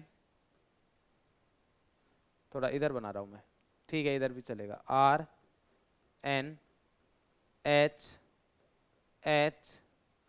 RNH और इधर आ गया प्लस चार्ज, कैटायन बन गया भाई। नाइट्रोजन ने 4 बॉन्ड बना रखे हैं, इसका मैं थोड़ा इधर बना देता हूं, RNH, और ये आ गया हमारे पास R, और ये प्लस चार्ज। कोई समस्या, इसका भी बना देते हैं, RNRH, और ये प्लस चार्ज। बोले सर स्टेबिलिटी का तो अभी भी कोई दिक्कत नहीं होनी चाहिए, देखो ये प्लस आई, इधर से 2 प्लस आई, और इधर से 3 प्लस आई, तो समस्या क्या है, समस्या ये है कि अभी ये स्टेबिलिटी हो गई, बट ये इलेक्ट्रॉनिक इफेक्ट के अकॉर्डिंग हुई है। प्लस आई के अकॉर्डिंग स्टेबिलिटी का ऑर्डर क्या है हमारे पास, ये सबसे ज्यादा स्टेबल, इसको सी लिख रहा हूं मैं, ये सी है, ये बी है, और ये हमारे पास ए है। बट जब हम अभी बात करेंगे एक्वस सॉल्यूशन मतलब वाटर, तो वाटर आएगा तो वो क्या बोलेगा कि भैया हम ऐसे आना चाहेंगे आपके पास, आपको कोई समस्या तो नहीं है। तो ये बोल रहा है कि ये तो हमारे लिए और भी अच्छी बात है। बोले कैसे, बोले हम अभी बताते हैं आपको, कैसे का भी जवाब मिलेगा। इधर भी ऑक्सीजन हाइड्रोजन के पास आना चाह रहा है, बहुत मतलबी हो गया है। क्या हो गया है भाई, बहुत मतलबी हो गया है। कैसे, देखते हैं। ये हमारे पास है, तो अब देखो थोड़ा, ये क्या, नाइट्रोजन मोर इलेक्ट्रोनेगेटिव के साथ हाइड्रोजन कनेक्टेड है, और देन मोर इलेक्ट्रोनेगेटिव आ रहा है, तो क्या हाइड्रोजन बॉन्डिंग हो रही है, हाँ इधर, हाँ इधर, हाँ, तो हाइड्रोजन बॉन्डिंग कम होती जा रही है। क्या होती जा रही है, कम होती जा रही है। तो हमारे पास सबसे ज्यादा हाइड्रोजन बॉन्डिंग इधर है, और सबसे कम हाइड्रोजन बॉन्डिंग इधर है। तो अगर मैं स्टेबिलिटी की बात करूं, अब ध्यान से समझना किसकी बात करेंगे अपन, स्टेबिलिटी। इधर लिख रहा हूं मैं क्योंकि इसी पेज पर लिखेंगे तो शायद ज्यादा अच्छा रहेगा आप लोगों के लिए और मेरे को भी समझाने के लिए। Stability according to electronic effect, electronic effect, electronic effect मतलब आई और एम के अकॉर्डिंग। तो उसके अकॉर्डिंग अगर अपन देखें तो सबसे ज्यादा स्टेबल कौन है, सी, देन बी, और देन ए, और लास्ट में आएगा हमारे पास NH3 जो कि नहीं दे रखा क्योंकि उसमें जीरो इफेक्ट लगेगा। क्लियर है बेटा।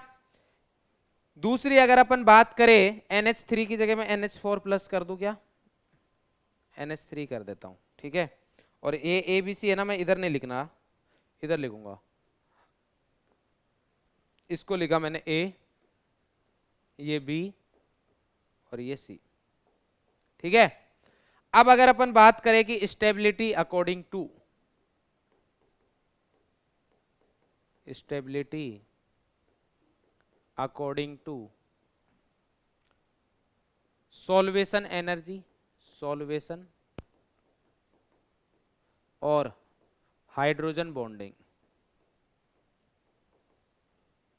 इधर क्या हो रहा है, सॉल्वेशन हो रहा है या हाइड्रेशन हो रहा है। भाई वाटर का क्या हो रहा है, हाइड्रेशन हो रहा है। बात समझ में आ रही है।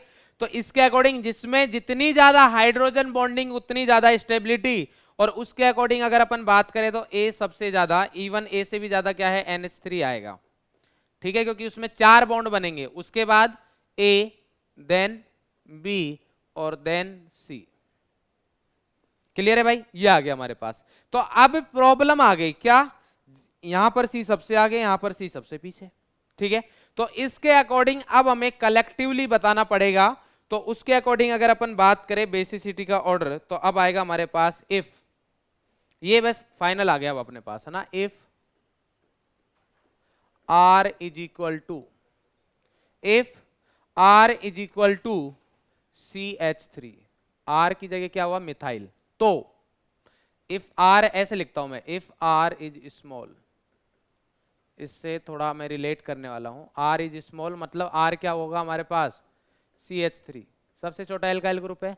तो उस वाले केस में जो बेसिसिटी होगी वो भी छोटा नंबर होगा। छोटा नंबर होगा मतलब 2 1 3 0। क्या मतलब हुआ इसका, 2 डिग्री, 1 डिग्री, 3 डिग्री और लास्ट में अमोनिया। ठीक है, इफ R इज लार्ज, अगर R बड़ा हुआ जैसे कि C2H5, तो बड़ा नंबर आना चाहिए। तो बड़ा नंबर क्या है, तो बेसिसिटी का ऑर्डर आएगा हमारे पास 2 तो आएगा ही, बस बड़ा नंबर के लिए क्या करें, 3 को आगे कर दो, तो ये आएगा 2 3 1 0। वो इसका मतलब बताए, बोले सर पता है ना, 2 मतलब 2 डिग्री, 3 मतलब 3 डिग्री, 1 मतलब 1 डिग्री और 0 मतलब अमोनिया। तो ये आ गया हमारे पास ऑर्डर। तो मेरे हिसाब से तो अब आपको इस चीज में कोई समस्या नहीं होनी चाहिए, चाहे किसी भी लेवल पे आपसे ये क्वेश्चन पूछा जाए, आपके पास इसका आंसर है। इधर क्या लिखोगे कि सर RCH3 छोटा है इसलिए एल्काइल ग्रुप का प्लस आई कम लगेगा। तो प्लस आई को कौन स्टेबल कर रहा था, प्लस आई किसको स्टेबल कर रहा था सर, प्लस आई ज्यादा स्टेबल कर रहा था 3 डिग्री को, 3 डिग्री को ज्यादा कर रहा था, बट प्लस आई कम लग रहा है इसलिए 3 डिग्री बेसिसिटी के मामले में पीछे चला गया। बट इधर आर क्या आ गया, बड़ा, तो इधर प्लस आई लगेगा ज्यादा, इसलिए 3 डिग्री आ गया 1 डिग्री से आगे। बोले 2 डिग्री आगे क्यों है, बोले 2 डिग्री में तो सर हाइड्रोजन बॉन्डिंग और एल्काइल ग्रुप का इलेक्ट्रॉनिक इफेक्ट दोनों लग रहे हैं, इसलिए वो आगे है, ज्यादा लग रहे हैं दोनों ना। ठीक है भाई, तो ये बेसिसिटी के क्वेश्चंस बनते हैं। बोले सर एक छोटा सा डाउट और है। बोले यार बहुत डाउट करते हो यार, क्या है, बोले क्वेश्चन ये है कि ammonia NH3 and aliphatic amines, aliphatic amines are more basic than aromatic amines. अब कोई ये नहीं पूछेगा कि एरोमेटिक एमाइंस किसको बोलते हैं, या फिर मैं इधर लिख देता हूं एनिलीन PHNH2। बोले बता रहे हो पूछ रहे हो, बोले सर पूछ रहे हैं कि ऐसा काहे होता है, ऐसा काहे होता है ये बता दो। NH3 ammonia and aliphatic amines are more basic than aromatic amines। बोले सर एलिफेटिक का तो हमें फिर भी समझ में आता है यार, बट ये अमोनिया में क्या है कि ये भी ज्यादा बेसिक है एरोमेटिक एमाइन से। या फिर हम ऐसा बोले कि सर एनिलीन को क्या हो गया, एनिलीन को क्या लकवा मार गया कि ये बेसिक कैरेक्टर अमोनिया से भी हल्का कर रहा है, कम कर रहा है। देखते हैं भाई, अगर हम NH3 को देखें तो NH3 ऐसा दिखता है, और ये H प्लस को इलेक्ट्रॉन इसने दिया इधर, तो ये बना रहा है NH4 प्लस। क्या बनाया इसने, NH4 प्लस।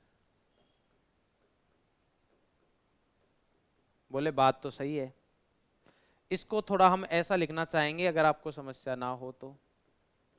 बोले लिखो सर क्या समस्या है, हमें कोई समस्या नहीं है। दूसरा एलिफेटिक में 1 डिग्री ही ले लेता हूं मैं, RNH2 प्लस H प्लस, और इधर अगर सर बेसिसिटी की बात करें तो क्या आएगा हमारे पास, ये आ गया सर RnH3+। क्लियर है? बोले हाँ सर, इतना तो कोई दिक्कत नहीं है। अब एनिलीन पर भी आ जाओ, ये है हमारे पास PHNH2 और +H+,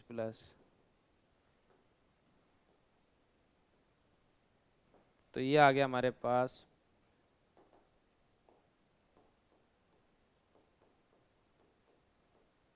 बोले क्या समस्या है बताओ। बोले समस्या का तो समाधान मिल गया तुम्हें अगर सही से देखोगे तो। देखो ये कैटायन है, इनकी स्टेबिलिटी देखनी है हमें। H का कौन सा इफेक्ट, 0, R का +I और बेंजीन का -I। तो इससे आप बता सकते हो, पहला पॉइंट तो हमें ये मिल गया कि जो कॉन्जुगेट कैटायन बन रहा है उसमें सबसे ज्यादा स्टेबल एलिफेटिक एमाइन का कैटायन है, देन अमोनिया का है क्योंकि इधर 0 लग रहा है और इधर पीएच फिनाइल का -I लग रहा है। बोले कि सर ठीक है। बोले सर एक डाउट और है, हम ये मानते हैं कि वो बोर्ड से रिलेटेड नहीं है बट थोड़ा सा बता दो जिससे कि हमें याद रखने में हेल्प मिल जाए कि सर हमने सुना है बेंजीन का तो भैया कि +M होता है। बोले बात तो सही है, बेंजीन का +M होता है, बट आप इधर +M लगाना चाह रहे हो क्या, N के साथ प्लस, ये H और एक H इधर लगा दे। तो बोले +M कैसे लगाना चाह रहे हो, ये डबल सिंगल प्लस। बोले हाँ सर। तो ये बॉन्ड को ऐसे रोटेट करोगे। बोले हाँ सर। क्या समस्या है, रेजोनेंस हो रहा है, बढ़िया वाला, प्लस को लोन पेयर मिल जाए, इससे अच्छा क्या है। बोले बात तो यार तेरी सही है बट तेरे चांटे लगाने का मन कर रहा है मेरे को। क्या कर रहा है, चांटे। चांटे समझते हो, अभी लगेंगे देखो। आवाज मतलब तुम्हें गूंजनी चाहिए, तुम्हें तो लग जाना चाहिए कि हमें लग चुके हैं चांटे।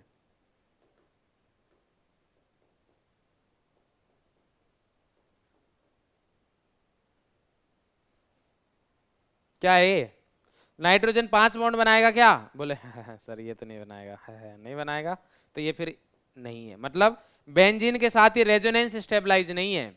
ठीक है, तो इधर मैं लिख भी देता हूं, no resonance with benzene ring. ठीक है, ये लिखना बढ़िया तरीके से, कोई समस्या नहीं है। क्यों, क्योंकि कार्बन ने 5 बॉन्ड बना रखे हैं तो ये भैया पॉसिबल नहीं है। कोई घर की केमिस्ट्री हो तो बात अलग है। पहला रीजन तो ये हो गया। दूसरा, पहली बात तो ये तो हमने कैटायन की बात करी है, इससे पहले वाले फेज पर जाते हैं जब ये लोन पेयर देने जा रहा था। तो जब लोन पेयर देने जा रहा था तो हमें समस्या है किसमें, इधर देखो HNH2। तो इस H ने बोला और इसके पड़ोसियों ने बोला कि भाई तू किसी को लोन पेयर दे ना दे हमारा 0 इफेक्ट, हमें कोई मतलब नहीं है, मतलब ये न्यूट्रल लोग है। इधर अगर अपन बात करें RnH2 में तो ये जो अल्काइल ग्रुप है ये तो सपोर्ट कर रहा है कि भैया दे दो किसी का भला होगा, मैं तो थोड़े इलेक्ट्रॉन पुश ही करूंगा आपको, तो ये सपोर्ट कर रहा है। ठीक है, अब आते हैं बेंजीन पर। बेंजीन क्या बोलता है, बेंजीन बोलता है कि भैया बात ऐसी है, कहाँ देने जा रहे हो। बोले लान पेयर। बोले काहे, हम बैठे हैं इधर, लान पेयर सिंगल डबल बॉन्ड, तो ये ऐसे रोटेट होगा और ऐसे रोटेट होके क्या बनाएगा, इधर कुछ ऐसा बनाएगा। कैसा, ऐसा। देखो कैसा बन रहा है भाई, ये बन गया ये नेगेटिव डबल और इधर प्लस और लोन पेयर के बीच में डबल बॉन्ड, ये आ गया NH2+। समझे। तो ये बोले सर अभी भी तो इतना बोलने वाला था कि उसको समझ में आ गया कि 2 और 2 4 ही बॉन्ड बनाए, ये तो बना सकता है। ठीक है, तो इसका मतलब ये है कि यहां पर लोन पेयर, इसके जो लोन पेयर है ये क्या है, डीलोकलाइज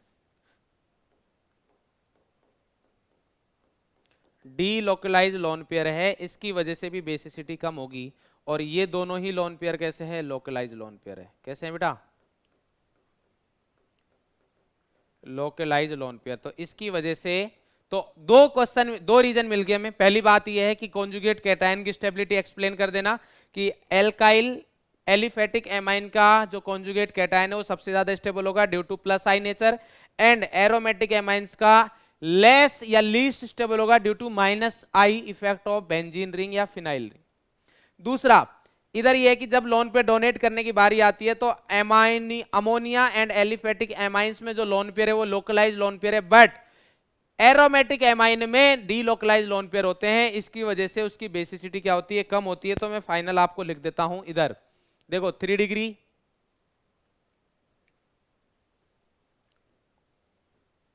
देन 2 डिग्री, 1 डिग्री, और दूसरा क्या आएगा हमारे पास NH3, और देन क्या आएगा aromatic.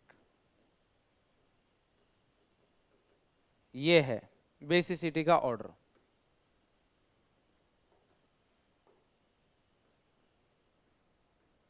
Basicity in gaseous medium, ठीक है। बोले सर एक्वस वगैरह में क्या होगा, तो एक्वस वगैरह में होगा कुछ नहीं, सिर्फ इधर चेंज आएगा। एक्वस में बाकी जगह चेंज नहीं आएगा, सिर्फ इधर आएगा, और वो चेंज क्या आएगा वो मैंने बता रखा है। एक्वस मीडियम में आएगा तो सिर्फ इधर चेंज आएगा कि 213 या 231। क्लियर है बेटा, चलो भाई आगे बढ़ते हैं थोड़ा। ये तो हो गया हमारे बेसिक नेचर। देन आता है हमारे पास एसाइलेशन। एसाइलेशन क्या है, अब हमारे पास बेसिक वाली रिएक्शन हो गई, अब हम किसकी बात करेंगे, न्यूक्लियोफाइल का। तो नाइट्रोजन के पास लोन पेयर होता है, इसलिए ये न्यूक्लियोफाइल का काम करता है। तो न्यूक्लियोफाइल का काम कैसे करेगा, aliphatic and aromatic primary and secondary amines react with acid chloride. किसके साथ रिएक्ट करते हैं, एसिड क्लोराइड के साथ करते हैं, एनहाइड्राइड के साथ करते हैं, और एस्टर के साथ करते हैं। बाई न्यूक्लियोफिलिक, आ गया ना न्यूक्लियोफाइल का काम, बाई न्यूक्लियोफिलिक सब्स्टिट्यूशन रिएक्शन। कैसे, देखो इधर सबसे पहले एनहाइड्राइड ले लेता हूं मैं, सॉरी क्लोराइड, क्लोराइड लेते हैं। क्लोराइड क्या होता है, RC≡OCl। एनहाइड्राइड ले लेते हैं, एनहाइड्राइड क्या होता है, RC≡OCOR।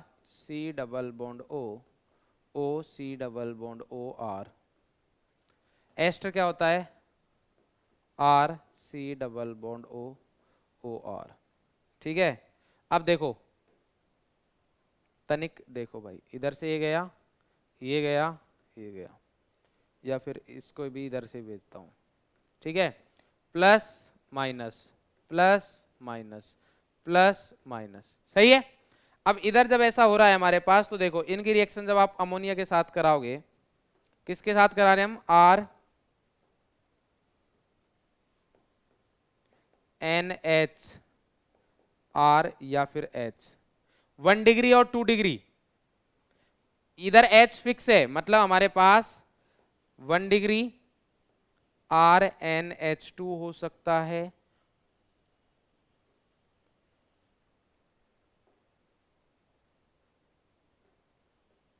इनमें से सभी के साथ करा रहा हूं मैं ना,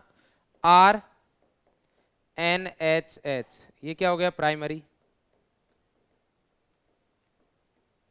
या फिर RNHR,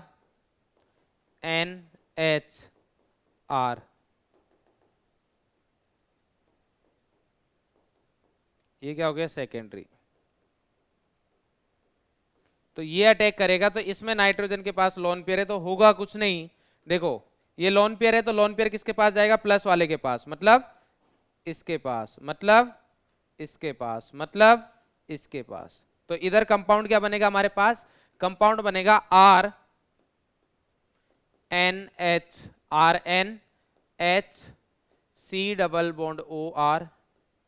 ये तो हो गया प्राइमरी का। और अगर सेकेंडरी आएगा तो हमारे पास RNR, और ये क्या बनेगा C≡OR। ये किसका हो गया सेकेंडरी का, ठीक है। नोट पॉइंट करके एक लाइन लिखना चाहूंगा आप लोगों के लिए कि टर्सरी रिएक्ट करेगा नहीं, टर्सरी रिएक्ट नहीं करेगा, tertiary does not show,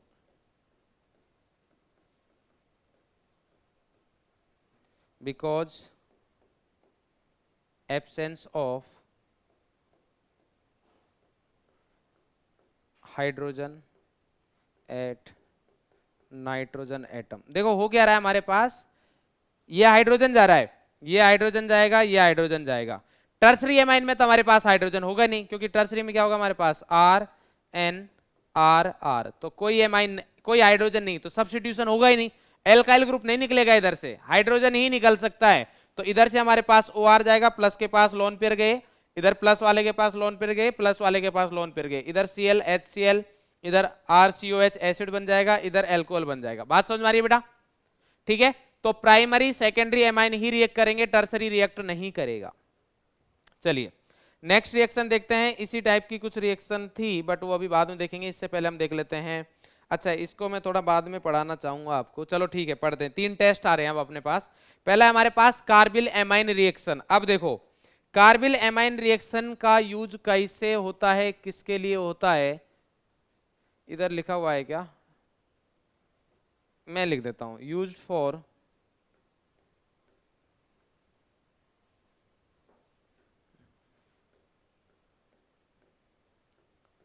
distinguish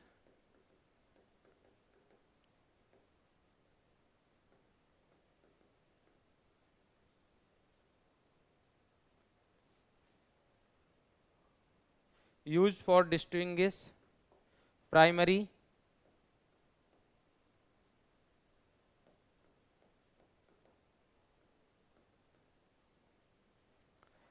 amine from primary amine। कौन कौन से, aliphatic and aromatic from secondary and tertiary amines, secondary and tertiary amines.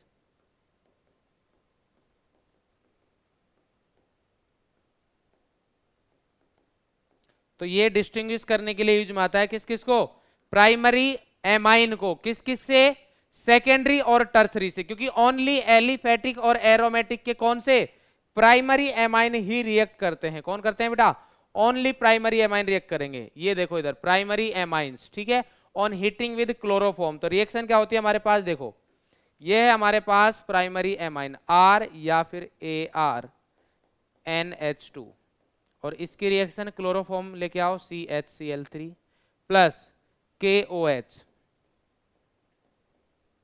और इसकी रिएक्शन जब हम कराएंगे, ठीक है, तो इथेनोलिक पोटेशियम हाइड्रोक्साइड KOH हो गया, एल्कोहल के प्रेजेंस में फॉर्म आइसोसाइनाइड। क्या फॉर्म होगा बेटा, आइसोसाइनाइड। ये हो गया हमारे पास RNC, जिसकी फाउल स्मेल होती है। कैसी होती है बेटा, फाउल स्मेल, और इसको कार्बिल एमाइन भी बोलते हैं। क्या बोलते हैं, कार्बिल एमाइन। तो RNC बन गया, R या फिर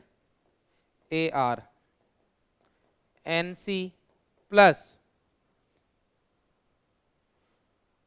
KCl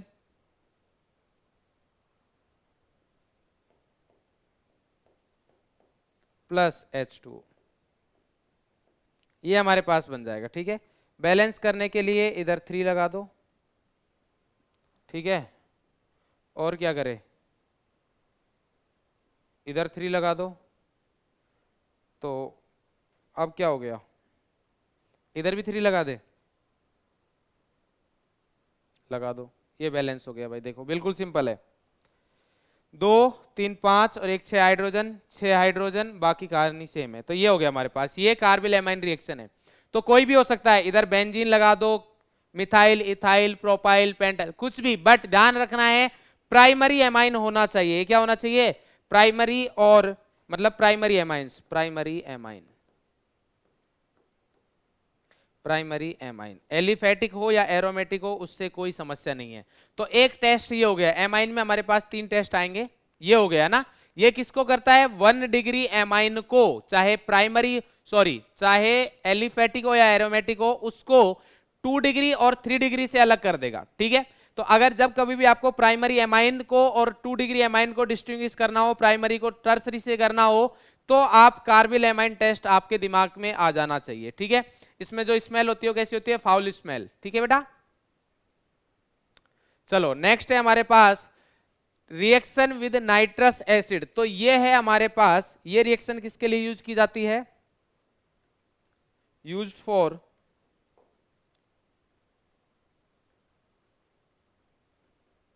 distinguish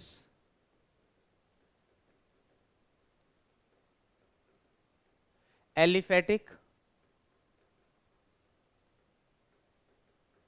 and aromatic amines. बात समझ में आ रही क्या बोल रहा हूं? ये एलिफेटिक, देखो आपको मान लो कि मिक्सचर ऑफ एमाइंस दे दिए, ठीक है, क्या दे दिए? Mixture of amines. क्लियर है? अब मिक्सचर ऑफ एमाइंस में से आपको डिस्टिंग्विश करना है कि कौन सा 1 डिग्री है, कौन सा 2 डिग्री है, कौन सा 3 डिग्री है, कौन सा एलिफेटिक है, कौन सा एरोमेटिक है, इसको आपको डिस्टिंग्विश करना है। बोले ठीक है। सबसे पहले आप क्या करोगे? 1 डिग्री और 2 डिग्री को और 3 डिग्री को अलग करना चाहोगे मान लो, तो 1 डिग्री को अपन अलग कर सकते हैं, एलिफेटिक हो या एरोमेटिक हो, और 2 डिग्री 3 डिग्री एक साथ चले जाएंगे, किससे? कार्बिल रिएक्शन से। अब हमारे पास मान लो कि दोनों ही 1 डिग्री आ गए। कौन से आ गए बेटा? दोनों ही 1 degree. Use for distinguish aliphatic and aromatic primary amines. Primary का ही याद रखो आप, ठीक है, क्योंकि बोर्ड में हमारे पास प्राइमरी है, सेकेंडरी भी हो जाता है वैसे, बट उतना नहीं करेंगे अपन, ठीक है भाई। ये आ गया हमारे पास। अब देखो कैसे करेंगे, बात समझ में आई क्या बोल रहा हूं मैं?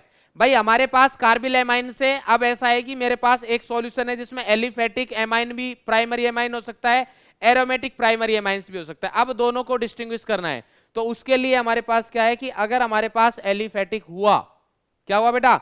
एलिफेटिक, तो उसके लिए क्या करेंगे हम? आर NH2 की रिएक्शन हम नाइट्रस एसिड, या तो HNO2 लिख दो, या फिर आप क्या लिख सकते हो? NaNO2 प्लस HCl लिखो, या फिर आप HNO2 लिख दो, एक ही बात है, ठीक है। और इसकी रिएक्शन जब इसके साथ कराएंगे तो हमारे पास क्या मिलेगा हमें? ROH। क्या मिलेगा? ROH plus N2 plus NaCl।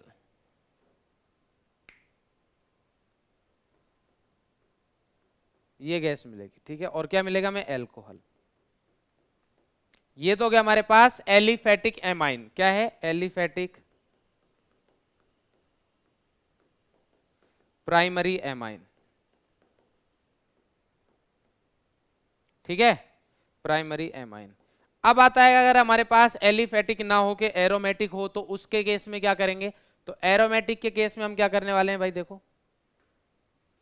Aromatic के केस में क्या करेंगे? एरोमेटिक के केस में हम करेंगे कि हमारे पास ArNH2 प्लस NaNO2 प्लस क्या है? HCl, ठीक है।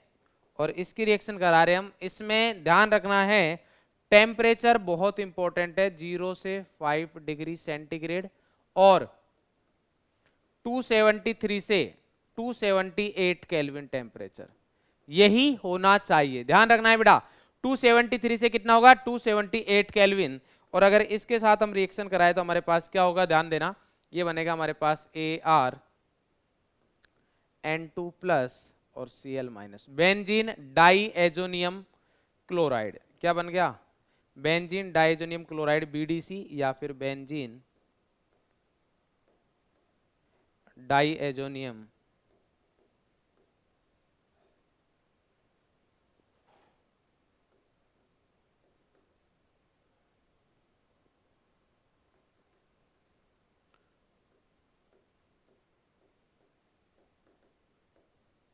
क्लोराइड, ठीक है। टेम्परेचर 0 से 5 होना चाहिए, क्योंकि अगर 0 से 5 डिग्री सेंटीग्रेड से ज्यादा कर दोगे तो फिर इसमें N2 गैस निकल जाएगी। क्लियर है? तो इस तरीके से आप एलिफेटिक और एरोमेटिक एमाइंस में क्लासिफाई कर सकते हो। नेक्स्ट टेस्ट आता है हमारे पास reaction with aryl sulfonyl chloride. ये भी टेस्ट है। इस रिएक्शन, ये नेम रिएक्शन भी हमारे पास क्या है? हिंसबर्ग रिएजेंट बोलते हैं इसको। क्या बोलते हैं बेटा? Hinsberg reagent. तो ये हिंसबर्ग के नाम से काफी फेमस है और ये पूछा जाता है। ये भी प्राइमरी, सेकेंडरी और टर्सरी एमाइन को डिस्टिंग्विश करता है, ये तीनों को अलग अलग कर देगा, ठीक है। रिएक्शन विद प्राइमरी एमाइन, तो प्राइमरी एमाइन के साथ कैसे करेगा? अच्छा, हिंसबर्ग रिएजेंट लिख रखा है वैसे, तो क्या होता है? ये होता है हमारे पास कुछ ऐसा, S double bond O Cl, ठीक है। तो देखो भाई, सबसे पहले आता है हमारे पास प्राइमरी एमाइन, तो ये क्या है?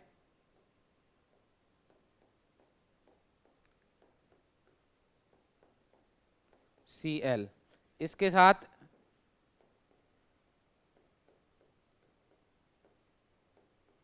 ये है प्राइमरी, क्या होगा HCl, क्योंकि Cl अच्छा लिविंग ग्रुप है, निकल जाएगा। तो इधर से ये निकला, क्या बनेगा बेंजीन, बेंजीन लिख रहा हूं मैं ना, PH S double bond O N के साथ H, और ये आ गया हमारे पास R। क्लियर है भाई? अब क्या होगा, ये हाइड्रोजन कैसा है हमारे पास, एसिडिक हाइड्रोजन। कैसा है बेटा, एसिडिक। क्यों है, क्योंकि इधर ये इलेक्ट्रॉन विड्रॉइंग ग्रुप लगा हुआ है बढ़िया वाला, ठीक है भाई। तो -M लग रहा है, तो यार एसिडिटी तो भर भर के है। क्लियर है बेटा? तो बस इसकी रिएक्शन किसके साथ करा देंगे हम, एल्कलाई। तो ये क्या है, सोल्यूबल। एल्कलाई NaOH वगैरह के साथ रिएक्शन कराओगे, KOH के साथ कराओगे, तो हमारे पास सॉल्युबल सॉल्ट बनेगा। क्यों? क्योंकि एसिडिक हाइड्रोजन है, तो ये निकल जाएगा, सॉल्ट बनेगा जो कि वाटर में सॉल्युबल होगा। क्लियर है? अब क्या करें हम, अगर हम बात करें सेकेंडरी एमाइन के साथ, तो सेकेंडरी एमाइन में भी सेम यही टाइप से रिएक्शन होगी, PHS double bond O Cl plus आ गया हमारे पास HNR, और ये आ गया R, तो होगा वही, ये गया। अटैक उसी तरीके से हो रहा है, ये न्यूक्लियोफिलिक रिएक्शन ही है, न्यूक्लियोफिलिक सब्स्टिट्यूशन। नाइट्रोजन के लोन पेयर कहां अटैक कर रहे हैं, इधर, ठीक है, फिर वो Cl निकल रहा है, तो कहानी सेम ही है वही। तो इधर से हमारे पास क्या बनेगा बेटा, ये बन जाएगा PHS double bond O NR। अब मैं इसकी रिएक्शन किसके साथ कराना चाहूंगा, एल्कलाई। तो ये क्या है हमारे पास, इनसॉल्युबल। रीजन क्या है, रीजन है acidic hydrogen absent. Acidic hydrogen कैसा है बेटा, एब्सेंट है। क्लियर है? लास्ट 3 डिग्री एमाइन के साथ PH S double bond O Cl की रिएक्शन RNR।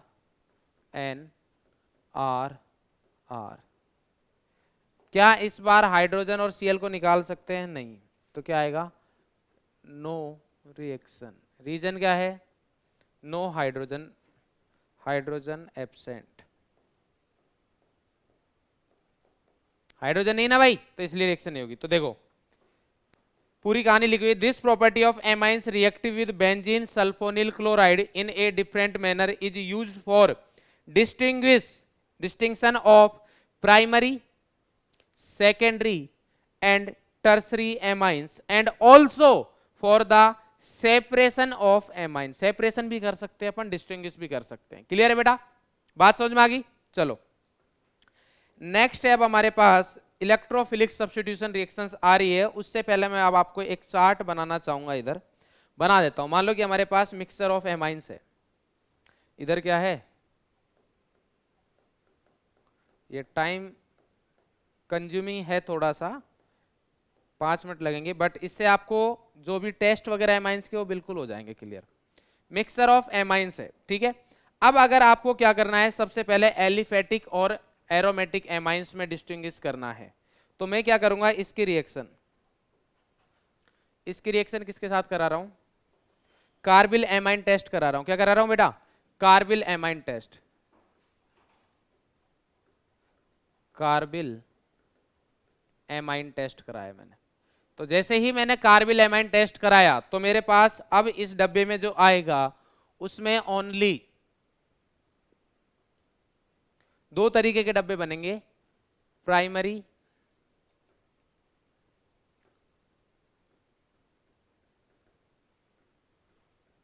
एमाइंस।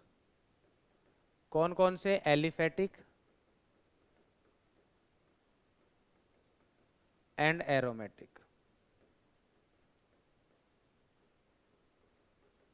और दूसरा क्या होगा हमारे पास, दूसरा डब्बा ये बनेगा, एक डब्बा ये हो गया, दूसरा हमारे पास बनेगा, इधर सेकेंडरी एमाइंस होंगे। क्या होंगे, सेकेंडरी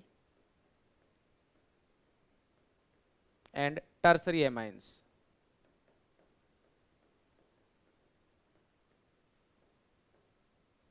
इस चीज में कोई समस्या नहीं है। अब मुझे प्राइमरी एमाइंस को, एलिफेटिक को और एरोमेटिक को अलग अलग करना है, तो उसके लिए क्या करूंगा मैं, NaNO2 प्लस HCl। अगर इन दोनों को डिस्टिंग्विश करना है तो मैं NaNO2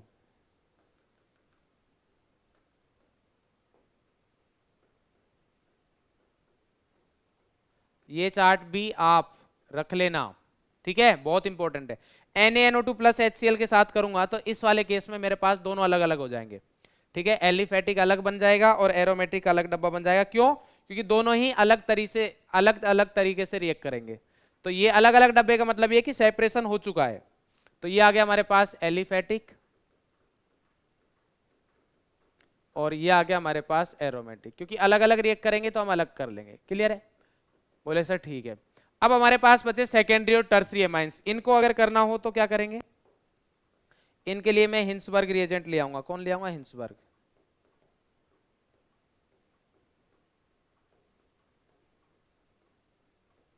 तो हिंसबर्ग रिएजेंट से क्या होगा? हमारे पास अलग अलग डब्बे बन जाएंगे, सेकेंडरी का अलग और टर्सरी का अलग। क्योंकि सेकेंडरी एमाइन रिएक्ट करेगा, टर्सरी नहीं करेगा।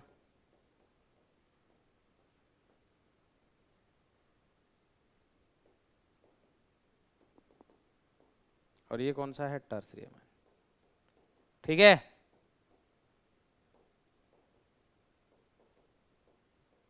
ये कहानी खत्म होती है भैया। चलो अब हम बात करते हैं नेक्स्ट। नेक्स्ट क्या है हमारे पास? Electrophilic substitution reaction. Electrophilic substitution reaction. तो इलेक्ट्रोफिलिक सब्स्टिट्यूशन रिएक्शन में क्या है हमारे पास? ये है, देखो, एनिलीन। सर कहाँ है? दिख नहीं रही। ये दिख गई होगी यार। ये है हमारे पास एनिलीन। और इधर और बना देते हैं हम। सर फिर से एनिलीन बना रहे हो? नहीं नहीं, एनिलीन कहाँ बना रहे हैं भैया? सर बना तो रहे हो। नहीं नहीं, ओनली बेंजीन। क्या है? ये है बेंजीन। तो ये क्वेश्चन आ सकता है कि एनिलीन और बेंजीन में से कौन ज्यादा रिएक्टिव है टुवर्ड्स इलेक्ट्रोफिलिक सब्स्टिट्यूशन रिएक्शन। ठीक है। तो इसमें अगर मैं बात करूं, इधर अगर इलेक्ट्रोफाइल आएगा तो इधर इलेक्ट्रोफाइल आया और इधर भी इलेक्ट्रोफाइल आ रहा है।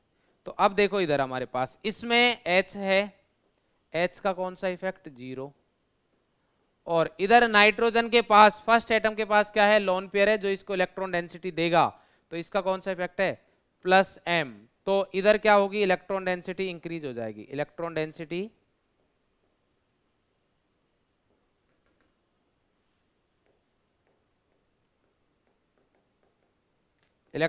क्या हो जाएगी? इंक्रीज। तो इस इलेक्ट्रॉन डेंसिटी इंक्रीज होने की वजह से ये एनिलीन मोर रिएक्टिव होता है कंपेयर टू बेंजीन के, है ना। तो इधर अपन लिख देंगे aniline is more reactive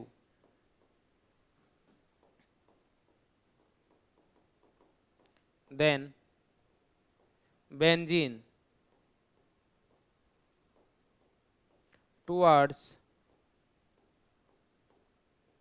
electrophilic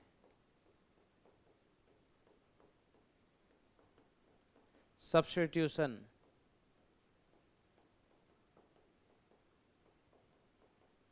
reaction. Clear है? बात समझ में आ गई? Reason due to electron donating effect of NH2 group.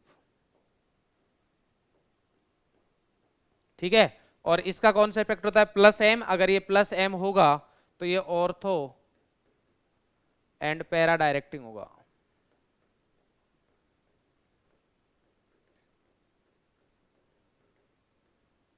Ortho and para directing होगा। क्लियर है बेटा? चलिए अब आते हैं हम सबसे पहले करें ब्रोमिनेशन। क्या है बेटा? ब्रोमिनेशन। तो ब्रोमिनेशन के लिए देखो हम क्या करेंगे।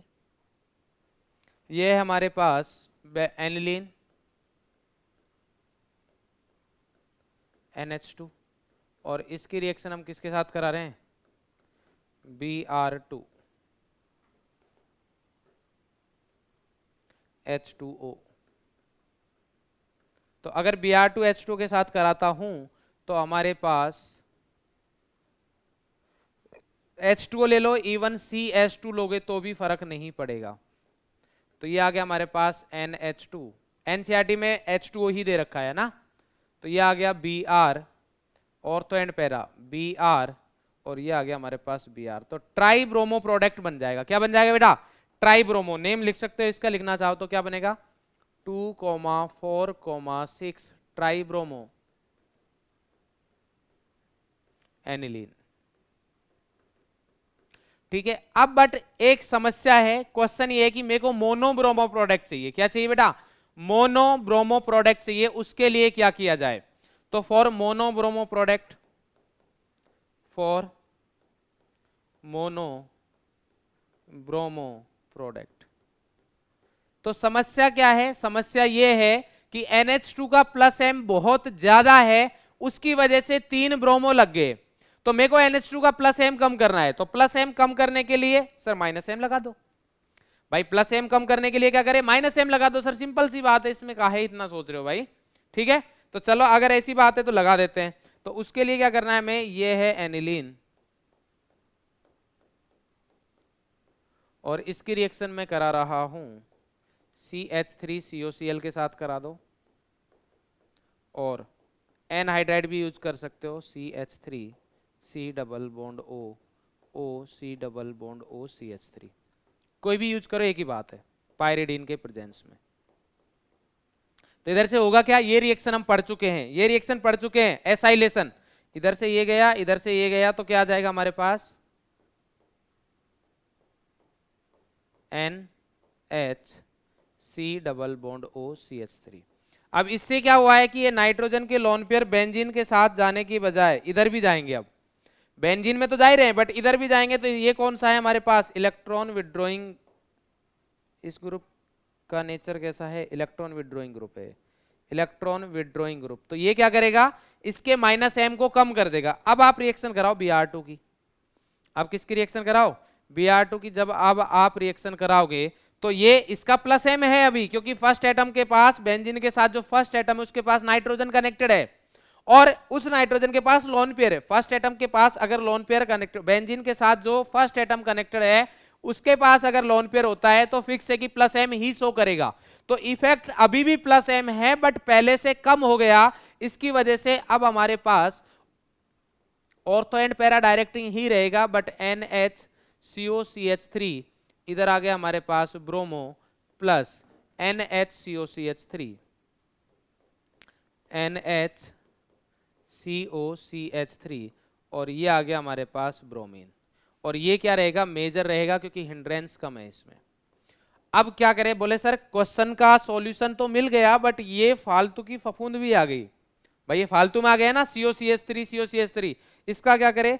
तो इसका सॉल्यूशन है हमारे पास, पानी पिला दो भाई, H2O। तो H2O पिलाते ही अब हमारे पास क्या आ जाएगा?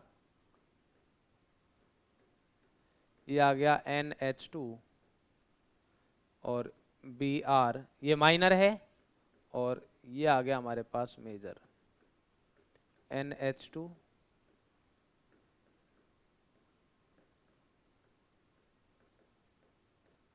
क्लियर है भाई? ठीक है, अच्छा क्वेश्चन है, पूछ सकता है इधर से। नेक्स्ट है हमारे पास नाइट्रेशन।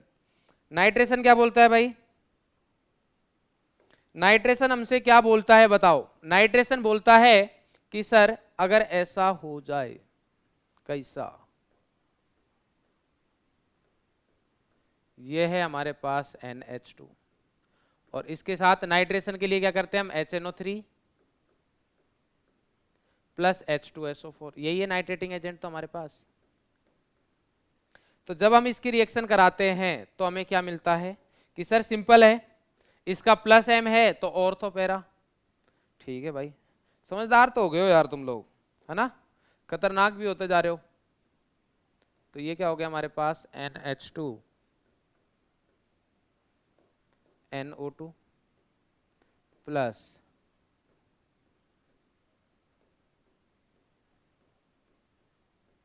NH2 प्लस, अरे सर तीन तीन काहे बना रहे हो? दो ही तो बनेंगे ऑर्थो पैरा। अरे देख रहे हैं कौन सा अच्छा है भाई? NH2। अब देखो ये आ गया हमारे पास NO2। अरे सर मेटा हो गया है तो, अरे तो कोई नहीं भैया रुको, अब देखो धमाल, इसीलिए तो रिएक्शन इंपॉर्टेंट है। ये reaction as it is NCERT से मेंस, एडवांस, नीट, बिट्स, जितने भी तुम्हारे एसआरएम वगैरह जो भी एग्जाम होते हैं सब में आ चुकी है, सब में। ठीक है, बोर्ड में तो बहुत बार पूछी हुई है। ठीक है, तो इसमें ये कितना बनता है हमारे पास 51%, मतलब मेजर तो यही हो गया। कमाल की बात यह है कि ये 47% बन रहा है और ये ओनली 2% बन रहा है, जबकि हमारे पास ऑर्थो एंड पैरा बनना चाहिए था ना, बट मेटा प्रोडक्ट का परसेंटेज बहुत ज्यादा है। ये कौन सा है? पैरा, ये क्या है? मेटा, और ये क्या है हमारे पास? ऑर्थो। तो इसका क्या रीजन है?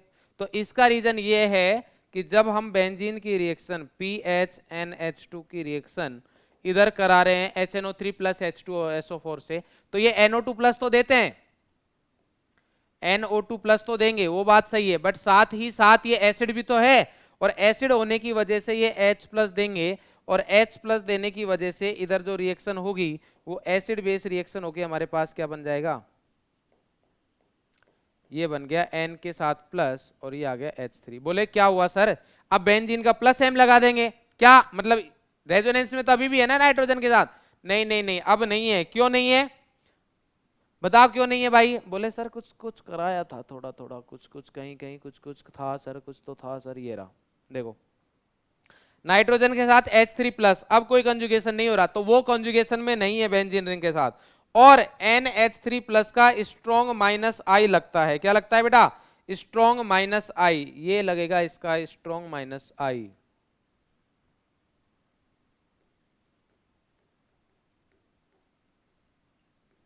तो ये कौन सा ग्रुप हो गया? इलेक्ट्रॉन विड्रॉइंग ग्रुप, और इलेक्ट्रॉन विड्रॉइंग ग्रुप है तो ये क्या हो गया? Meta directing.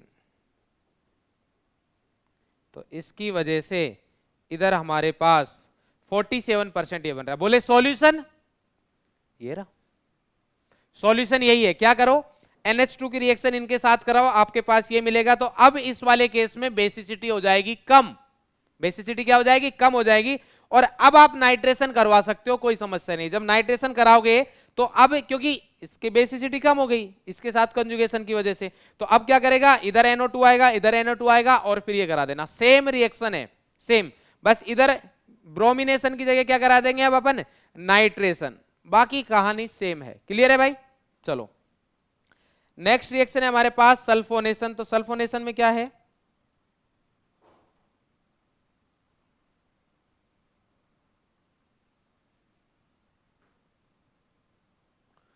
सल्फोनेशन ये है हमारे पास एनिलीन NH2 और प्लस H2SO4। किसकी रिएक्शन करा रहे हैं हम? H2SO4 के साथ। तो जब H2SO4 के साथ रिएक्शन कराएंगे तो हमारे पास क्या बनेगा? ये क्या है? एसिड, और ये क्या है? बेस।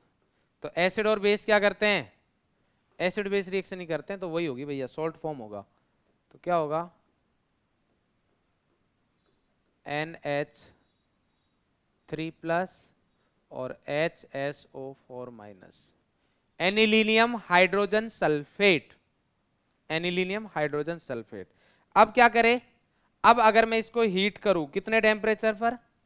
453 से। ये टेम्परेचर थोड़ा सा याद रख लेना यार, मैंने सिर्फ 2 टेम्परेचर याद रखने को बोले हैं आपको, एक तो ये, एक बेंजीन डाइजोनियम वाला। 453 से 473 केल्विन। तो इस वाले केस में हमारे पास ये उठ के आ जाएगा नीचे, इसको इधर उठा के फेंक दिया, SO3H, और ये आ गया हमारे पास NH2। क्लियर है? अब क्या करें? ये एसिडिक हाइड्रोजन है,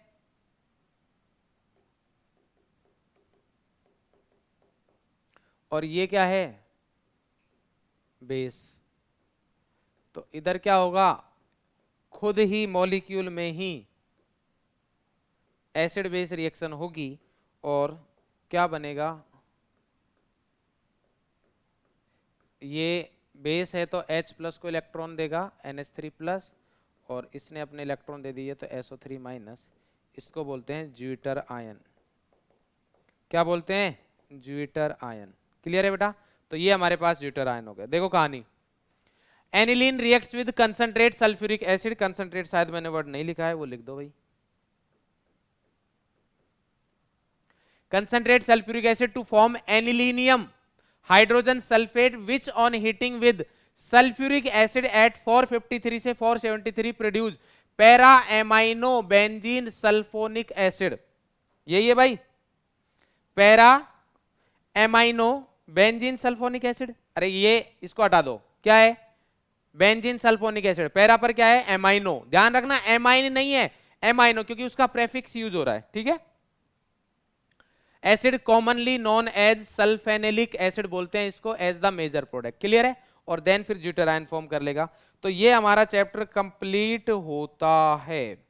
एक लाइन लिखी हुई है एनसीईआरटी में तो वो मैं सिर्फ बता देता हूं कि फ्रेडल क्राफ्ट रिएक्शन, तो अगर मैं बोलूं इधर कि ये एनिलीन है और अगर मैं इधर FCR कराना चाहूंगा फ्रेडल क्राफ्ट रिएक्शन तो नहीं होगी, no reaction. Friedel Crafts reaction नहीं होती है या बहुत स्लो होती है, उसका रीजन क्या है, रीजन ये है कि जब आप एनिलीन की रिएक्शन NH2 की रिएक्शन किसके साथ कराओगे, लुईस एसिड के साथ, क्योंकि लुईस एसिड तो आएगा फ्रेडल क्राफ्ट रिएक्शन में, तो उधर क्या होगा हमारे पास ये NH2 और इधर आ जाएगा लुईस एसिड, इधर आ जाएगा प्लस, और अब ये जो ग्रुप है ये इलेक्ट्रॉन विड्रॉइंग ग्रुप हो गया, strong EWG electron withdrawing group. तो इसकी वजह से ये डीएक्टिवेट कर देगा, तो रिंग क्या हो गई डीएक्टिवेट, और डीएक्टिवेट हो गई मतलब इसके ऊपर इलेक्ट्रॉन डेंसिटी कम हो गई, मतलब पॉजिटिव चार्ज आ रहा है। अब इसके ऊपर इलेक्ट्रोफाइल का अटैक नहीं होगा, तो अब इसके ऊपर अगर जो भी आप इलेक्ट्रोफाइल लेके आओगे तो अटैक नहीं होगा, नो रिएक्शन। इसलिए फ्रेडल क्राफ्ट रिएक्शन नहीं होती है। वैसे पूछेगा नहीं, अगर फिर भी पूछे तो आपको ये बना देना है बस कि एनिलीन की रिएक्शन जब लुईस एसिड के साथ होती है तो इधर हमारे पास सॉल्ट बनता है जिससे कि ये जो आयन बना है ये NH2 plus Lewis acid positive charge, इस ग्रुप का स्ट्रॉन्ग इलेक्ट्रॉन विड्रॉइंग नेचर होता है जिसकी वजह से रिंग क्या हो जाती है डीएक्टिवेट, और फिर इलेक्ट्रोफाइल इस पर अटैक नहीं कर पाएगा। अब बात आती है सरप्राइज की। तो सरप्राइज ये है बेटा, क्या है सरप्राइज, बताओ बताओ क्या हो सकता है सरप्राइज। तो सरप्राइज है आपके पास कि आपकी भारी डिमांड पर हम आपके लिए लेके आए हैं बेटा सब कुछ, फ्लो चार्ट में ले आया मैं। देखो प्रिपरेशन ऑफ एमाइंस, साइनाइड से एमाइड से नाइट्रो से, इधर ये कौन सी रिएक्शन है, Hoffmann bromide degradation, Gabriel phthalimide synthesis, पूरी रिएक्शन है, प्राइमरी एमाइंस बन गया। उसके बाद आता है हमारे पास NH3 plus RX alcohol, mixture of 1 degree 2 degree 3 degree and tetra alkyl ammonium salt. Preparation पूरा दे रखा है, बात समझ में आती है। उसके बाद इतना ही नहीं, बेसिसिटी ऑफ एमाइंस भी है अपने पास, गैसियस मीडियम में 3 degree 2 degree 1 degree NH3 and aniline. Aqueous या पोलर प्रोटिक मीडियम में क्या आएगा हमारे पास, R अगर छोटा हुआ तो नंबर छोटा है 2130, अगर R बड़ा हुआ तो नंबर बड़ा है 2310। इतना ही नहीं, और रुकिए, केमिकल रिएक्शंस, बट इतना मतलब ये मैं करवा रहा हूं, ये आपको चार्ट खुद से भी बनाना है, ये चार्ट खुद से बन जाना चाहिए। और ऐसा नहीं कि ये सिर्फ बोर्ड में काम आएगा, नीट मेंस वगैरह एडवांस सब में काम आने वाला है, ठीक है बेटा। तो बहुत इंपॉर्टेंट है, खुद से चार्ट बना लेना, ये देख के ही बना लो चाहे कोई दिक्कत नहीं है, बट खुद का बना हुआ चार्ट होना चाहिए, ये नहीं कि स्क्रीनशॉट क्लियर हो गया काम। देखो मैं रियलिटी बता रहा हूं आपको, अगर सबसे ज्यादा आउटपुट लेना है इस चीज का, 100% आउटपुट लेना है आपको, प्रोडक्टिव होनी चाहिए ये चीज आपके लिए, वो तब होगी जब आप खुद से लिखोगे, वही चीज दिमाग में आएगी, एग्जाम में बैठे बैठे आ जाएगी, यार इधर मैंने इस कलर के पेन से ये लिखा था, ठीक है। केमिकल रिएक्शन में हमारे पास acylation, acyl halide anhydride ester, 1 degree amide से N पर एल्काइल एमाइड आएगा, 2 डिग्री एमाइन अगर लूंगा तो मैं NN डाई एल्काइल एमाइड आ जाएगा, 3 डिग्री लूंगा तो नो रिएक्शन, वही लिखा था। रिएक्शन विद NaNO2 HCl और HNO2 एरोमेटिक के साथ बेंजीन डाइजोनियम क्लोराइड, एलिफेटिक के साथ alcohol plus N2 gas. Then आता है हमारे पास हिंसबर्ग, भाई साहब क्या बोलते हैं, 1 डिग्री एमाइन के साथ N alkyl benzene sulphonamide, name भी लिख रखा है कंपाउंड का, सॉल्युबल इन एल्कलाई सॉल्यूशन। इसके बाद 2 डिग्री एमाइन के साथ NN die alkyl, 2 alkyl group होंगे जो कि इनसॉल्युबल रहेगा, 3 डिग्री एमाइन के साथ कोनो रिएक्शन नहीं होने वाली है भैया। नेक्स्ट आता है क्लोरोफॉर्म के साथ रिएक्शन, KOH के साथ हिंसबर्ग कार्बिलेमाइन टेस्ट हो गया, एलिफेटिक एंड एरोमेटिक दोनों देते हैं, ये ऑफेंसिव ऑर्डर होती है इसकी। कुछ फिजिकल प्रॉपर्टीज रह गई थी, बॉइलिंग पॉइंट मॉलिक्यूलर वेट के डायरेक्टली प्रोपोर्शनल, हाइड्रोजन बॉन्डिंग के भी डायरेक्टली प्रोपोर्शनल। अगर मॉलिक्यूलर वेट सेम होता है तो 1 डिग्री एमाइन का बॉइलिंग पॉइंट ज्यादा, then 2 degree, then 3 degree. Reason hydrogen bonding. Next आता है solubility in water, solubility directly proportional hydrogen bonding, inversely proportional number of carbon. ये सभी चैप्टर्स में एप्लीकेबल है ऑर्गेनिक में। नेक्स्ट आते हैं हम भैया, बोले हो तो गया सर एमन, अरे भैया जब लेके जा रहे हो तो पूरा पैकेज लेके जाओ यार। इलेक्ट्रोफिलिक एरोमेटिक सब्स्टिट्यूशन रिएक्शन भी लेके जाओ, halogenation Br2H2O tribromo product, nitration कराएंगे तो पैरा वाला 51 PHNO2 है ये, है ना, ये नहीं है, इधर रुको थोड़ा सा,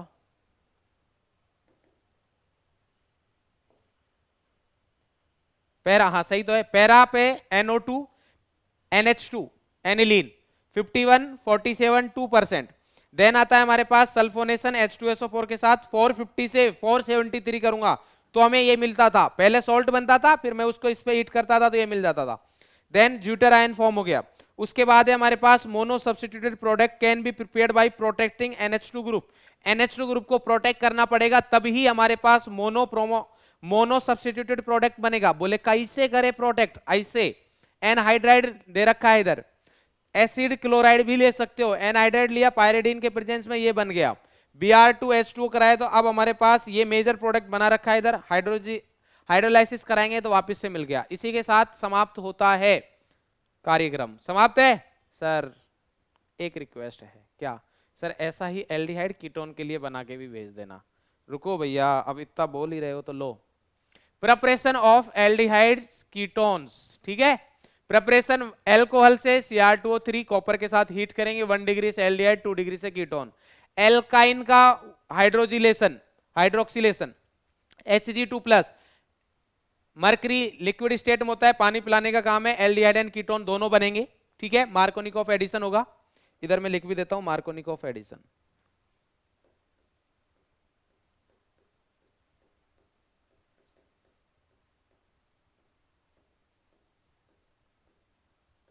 नेक्स्ट है हमारे पास एल्कीन से ओजोनोलाइसिस कर देंगे, इधर से ब्रेक कर देना है, एल्डिहाइड और कीटोन दोनों बनेंगे, डिपेंड करेगा इधर H है या R है। साइनाइड से स्टीफन रिएक्शन ओनली एल्डिहाइड के लिए है। रोजनमुंड रिएक्शन PdBSO4 ओनली एल्डिहाइड के लिए। Etard benzene benzaldehyde PHCHO। Then benzene से ये कौन सी है, गैटरमान, ये भी ओनली एल्डिहाइड के लिए है। टोलुइन ये भी उसके लिए हमारे पास। सबसे पहले क्या करेंगे Cl2H फर्स्ट और देन क्या करेंगे हम हाइड्रोलाइसिस, क्लियर है। नेक्स्ट आती है ओनली कीटोन के लिए, तो कीटोन के लिए हमारे पास CdCl2 R2CD वाली रिएक्शन है, ठीक है, ये आ गई हमारे पास। और देन है हमारे पास ArRCOCl, एक रिएक्शन बची हुई है साइनाइड वाली, वो रहने देते हैं अपन, है ना। और अगर वो भी लिखनी हो तो लिख लो, इधर क्या आएगा हमारे पास RCN प्लस R-MgX, पहले ये रिएक्शन होगी फर्स्ट, है ना, और देन किसकी रिएक्शन करा देंगे अपन H2O की, तो हमारे पास क्या बन जाएगा RC+O_R'। ये हो गई हमारे पास कीटोन्स की रिएक्शन। ये 3 रिएक्शन है जिनसे ओनली कीटोन बनता है, क्लियर है भाई। चलो ये हो गए हमारे पास प्रिपरेशन। नेक्स्ट आते हैं हम केमिकल रिएक्शन पर, तो ये आ गई केमिकल रिएक्शन। देखो भाई न्यूक्लियोफिलिक एडिशन रिएक्शन में हमारे पास HCN के साथ NaHSO3 के साथ HClROH के साथ ये बन गया हमारे पास हेमीएसिटल, फिर से रिएक्शन कराएंगे एसिटल। RMgX H2O के साथ HCHO primary, RCHO except formaldehyde secondary, ketone tertiary. Then आता है हमारे पास NH2Z वाली रिएक्शन जिसमें H Z क्या हो सकता है, H हो सकता है, OH NH2 एक्सेट्रा, एक्सेट्रा में ये है हमारे पास NHCO NH2, नहीं ये पूरा नहीं है Z, अच्छा हाँ सही है, एक NH तो उसके साथ आ गया ना, NH2 NH सही है, सेमी कार्बेजाइड है ना। और ये क्या होगा 2,4-DNP। रिएक्शन सिंपल है, बॉक्स बनाओ H2O निकालो, -H2O भी कर देता हूं, क्लियर है। नेक्स्ट है रिडक्शन। रिडक्शन 2 टाइप का होता है हमारे पास, एक जो एल्कोहल में कन्वर्ट करता है NaBH4 LiLH4 यूज कर सकता हूं, दूसरा जो हाइड्रोकार्बन में कन्वर्ट करता है वोल्फ किस्नर और क्लीमेंसन, दोनों के रिएजेंट लिख रखे हैं। नेक्स्ट चलिए भैया, और क्या है ऑक्सीडेशन, एल्डिहाइड का ऑक्सीडेशन एसिड में, कीटोन का 2 तरीके से हो सकता है, दोनों लिख रखा है। देन आती है हमारे पास हेलोफॉर्म रिएक्शन, ये हेलोफॉर्म रिएक्शन हो गई CH3 किस में कन्वर्ट हो रहा है, CHI3, कलर मैच कर सकते हो आप, ठीक है। Hello form reaction plus RCONA salt बन गया। इसके बाद आता है एल्डोल। एल्डोल क्या बोलते हैं आपके पास, एल्फा हाइड्रोजन का होना मस्ट है, ठीक है। ये कंपाउंड बना रखा है, डाइल्यूट KOH दे रखा है हमारे पास, ठीक है। डाइल्यूट KOH के साथ हीट भी मिलेगी, है ना, तभी ये एल्डोल कंडेंसेशन वाला प्रोडक्ट है। कैनिजारो रिएक्शन में एल्फा हाइड्रोजन एब्सेंट होना चाहिए। नेक्स्ट आता है इलेक्ट्रोफिलिक सब्स्टिट्यूशन, ये आ गई हमारे पास इलेक्ट्रोफिलिक सब्स्टिट्यूशन, क्योंकि CHO का -M होता है तो मेटा डायरेक्टिंग हो गया। नेक्स्ट हमारे दो टेस्ट बच गए, टोलन और फेलिंग, ये आ गया। एल्डिहाइड पॉजिटिव, कीटोन्स के लिए negative, Fehling only aliphatic aldehyde के लिए पॉजिटिव टेस्ट मिलेगा और कीटोन्स के लिए नेगेटिव है। बात समझ में आ गई, चलिए भैया, हो तो गया सर, अरे लेके जाओ पूरा। कार्बोक्सिलिक एसिड प्रिपरेशन और केमिकल प्रॉपर्टीज। प्रिपरेशन में अल्कोहल से ये हो गया हमारे पास जोन्स रिएजेंट या स्ट्रॉन्ग ऑक्सीडाइजिंग एजेंट। साइनाइड का हाइड्रोलिसिस करेंगे एमाइड, एमाइड का हाइड्रोलिसिस करेंगे acid, acid halide anhydride ester का हाइड्रोलिसिस करेंगे एसिड। RMGX से एक कार्बन ऐड करके हम CO2 के साथ RCOH बना सकते हैं। बेंजीन, एल्काइल बेंजीन से एरोमेटिक PHCOH बन जाएगा। नेक्स्ट आती है हमारे पास chemical properties, due to OH bond, COH, OH bond break होगा हमारे पास ड्यू टू COH बॉन्ड, ठीक है। R-OH के साथ esterification reaction, PX3 PX5 SOCl2 के साथ ये, और इसमें से ये बेस्ट है, ठीक है। क्यों, क्योंकि साइड प्रोडक्ट कैसे होते हैं, गैसियस। NH3 के साथ ध्यान रखना, बताया था बहुत इंपॉर्टेंट है, पहले सॉल्ट बनेगा, जब हीट करोगे तभी एमाइड मिलेगा। P2O5 एनहाइड्राइड का काम करता है, मतलब डिहाइड्रेशन का काम करता है, तो एनहाइड्राइड फॉर्म होगा। रिडक्शन LiLH4 या बोरेन एल्कोहल में। HVZ रिएक्शन इंपॉर्टेंट है, एल्फा हाइड्रोजन का होना जरूरी है, एल्फा हेलो कार्बोक्सिलिक एसिड मिल गया। NaOH plus CO decarboxylation alkane. इसी के साथ हमारी ऑर्गेनिक केमिस्ट्री का इधर समापन होता है। तो आई होप आप सभी को सारी चीजें क्लियर हो गई होंगी अच्छे से, ठीक है। पहले सारे टॉपिक्स का अच्छे से रिवीजन कर लिया, उसके बाद सारे टॉपिक्स 4 से 5 स्लाइड में पूरे कवर हो गए हमारे। ये आपको खुद से लिखने, मैं मानता हूं टाइम लगेगा, बट फिर भाई लास्ट में अगर आपको 15 मिनट पहले भी लगता है कि यार नहीं मेरे को एक बार और रिवीजन करना है, वो भी होगा। आपको लगता है कि 10 मिनट में भी मेरे को एक बार रिवीजन करना है ऑर्गेनिक का, वो भी होगा, बट उसके लिए आपको अभी पहले इनपुट डालना पड़ेगा, और उसके लिए मैंने पूरा आपको दे दिया है कि क्या लिखना है क्या नहीं लिखना, ठीक है। तो बस बेटा अच्छे से करना है, अच्छे मार्क्स आने चाहिए, ठीक है। बात समझ में आ गई, तो ऑल द वेरी बेस्ट, अच्छे से पढ़ते रहे, मुस्कुराते रहे, स्वस्थ रहे, थैंक यू।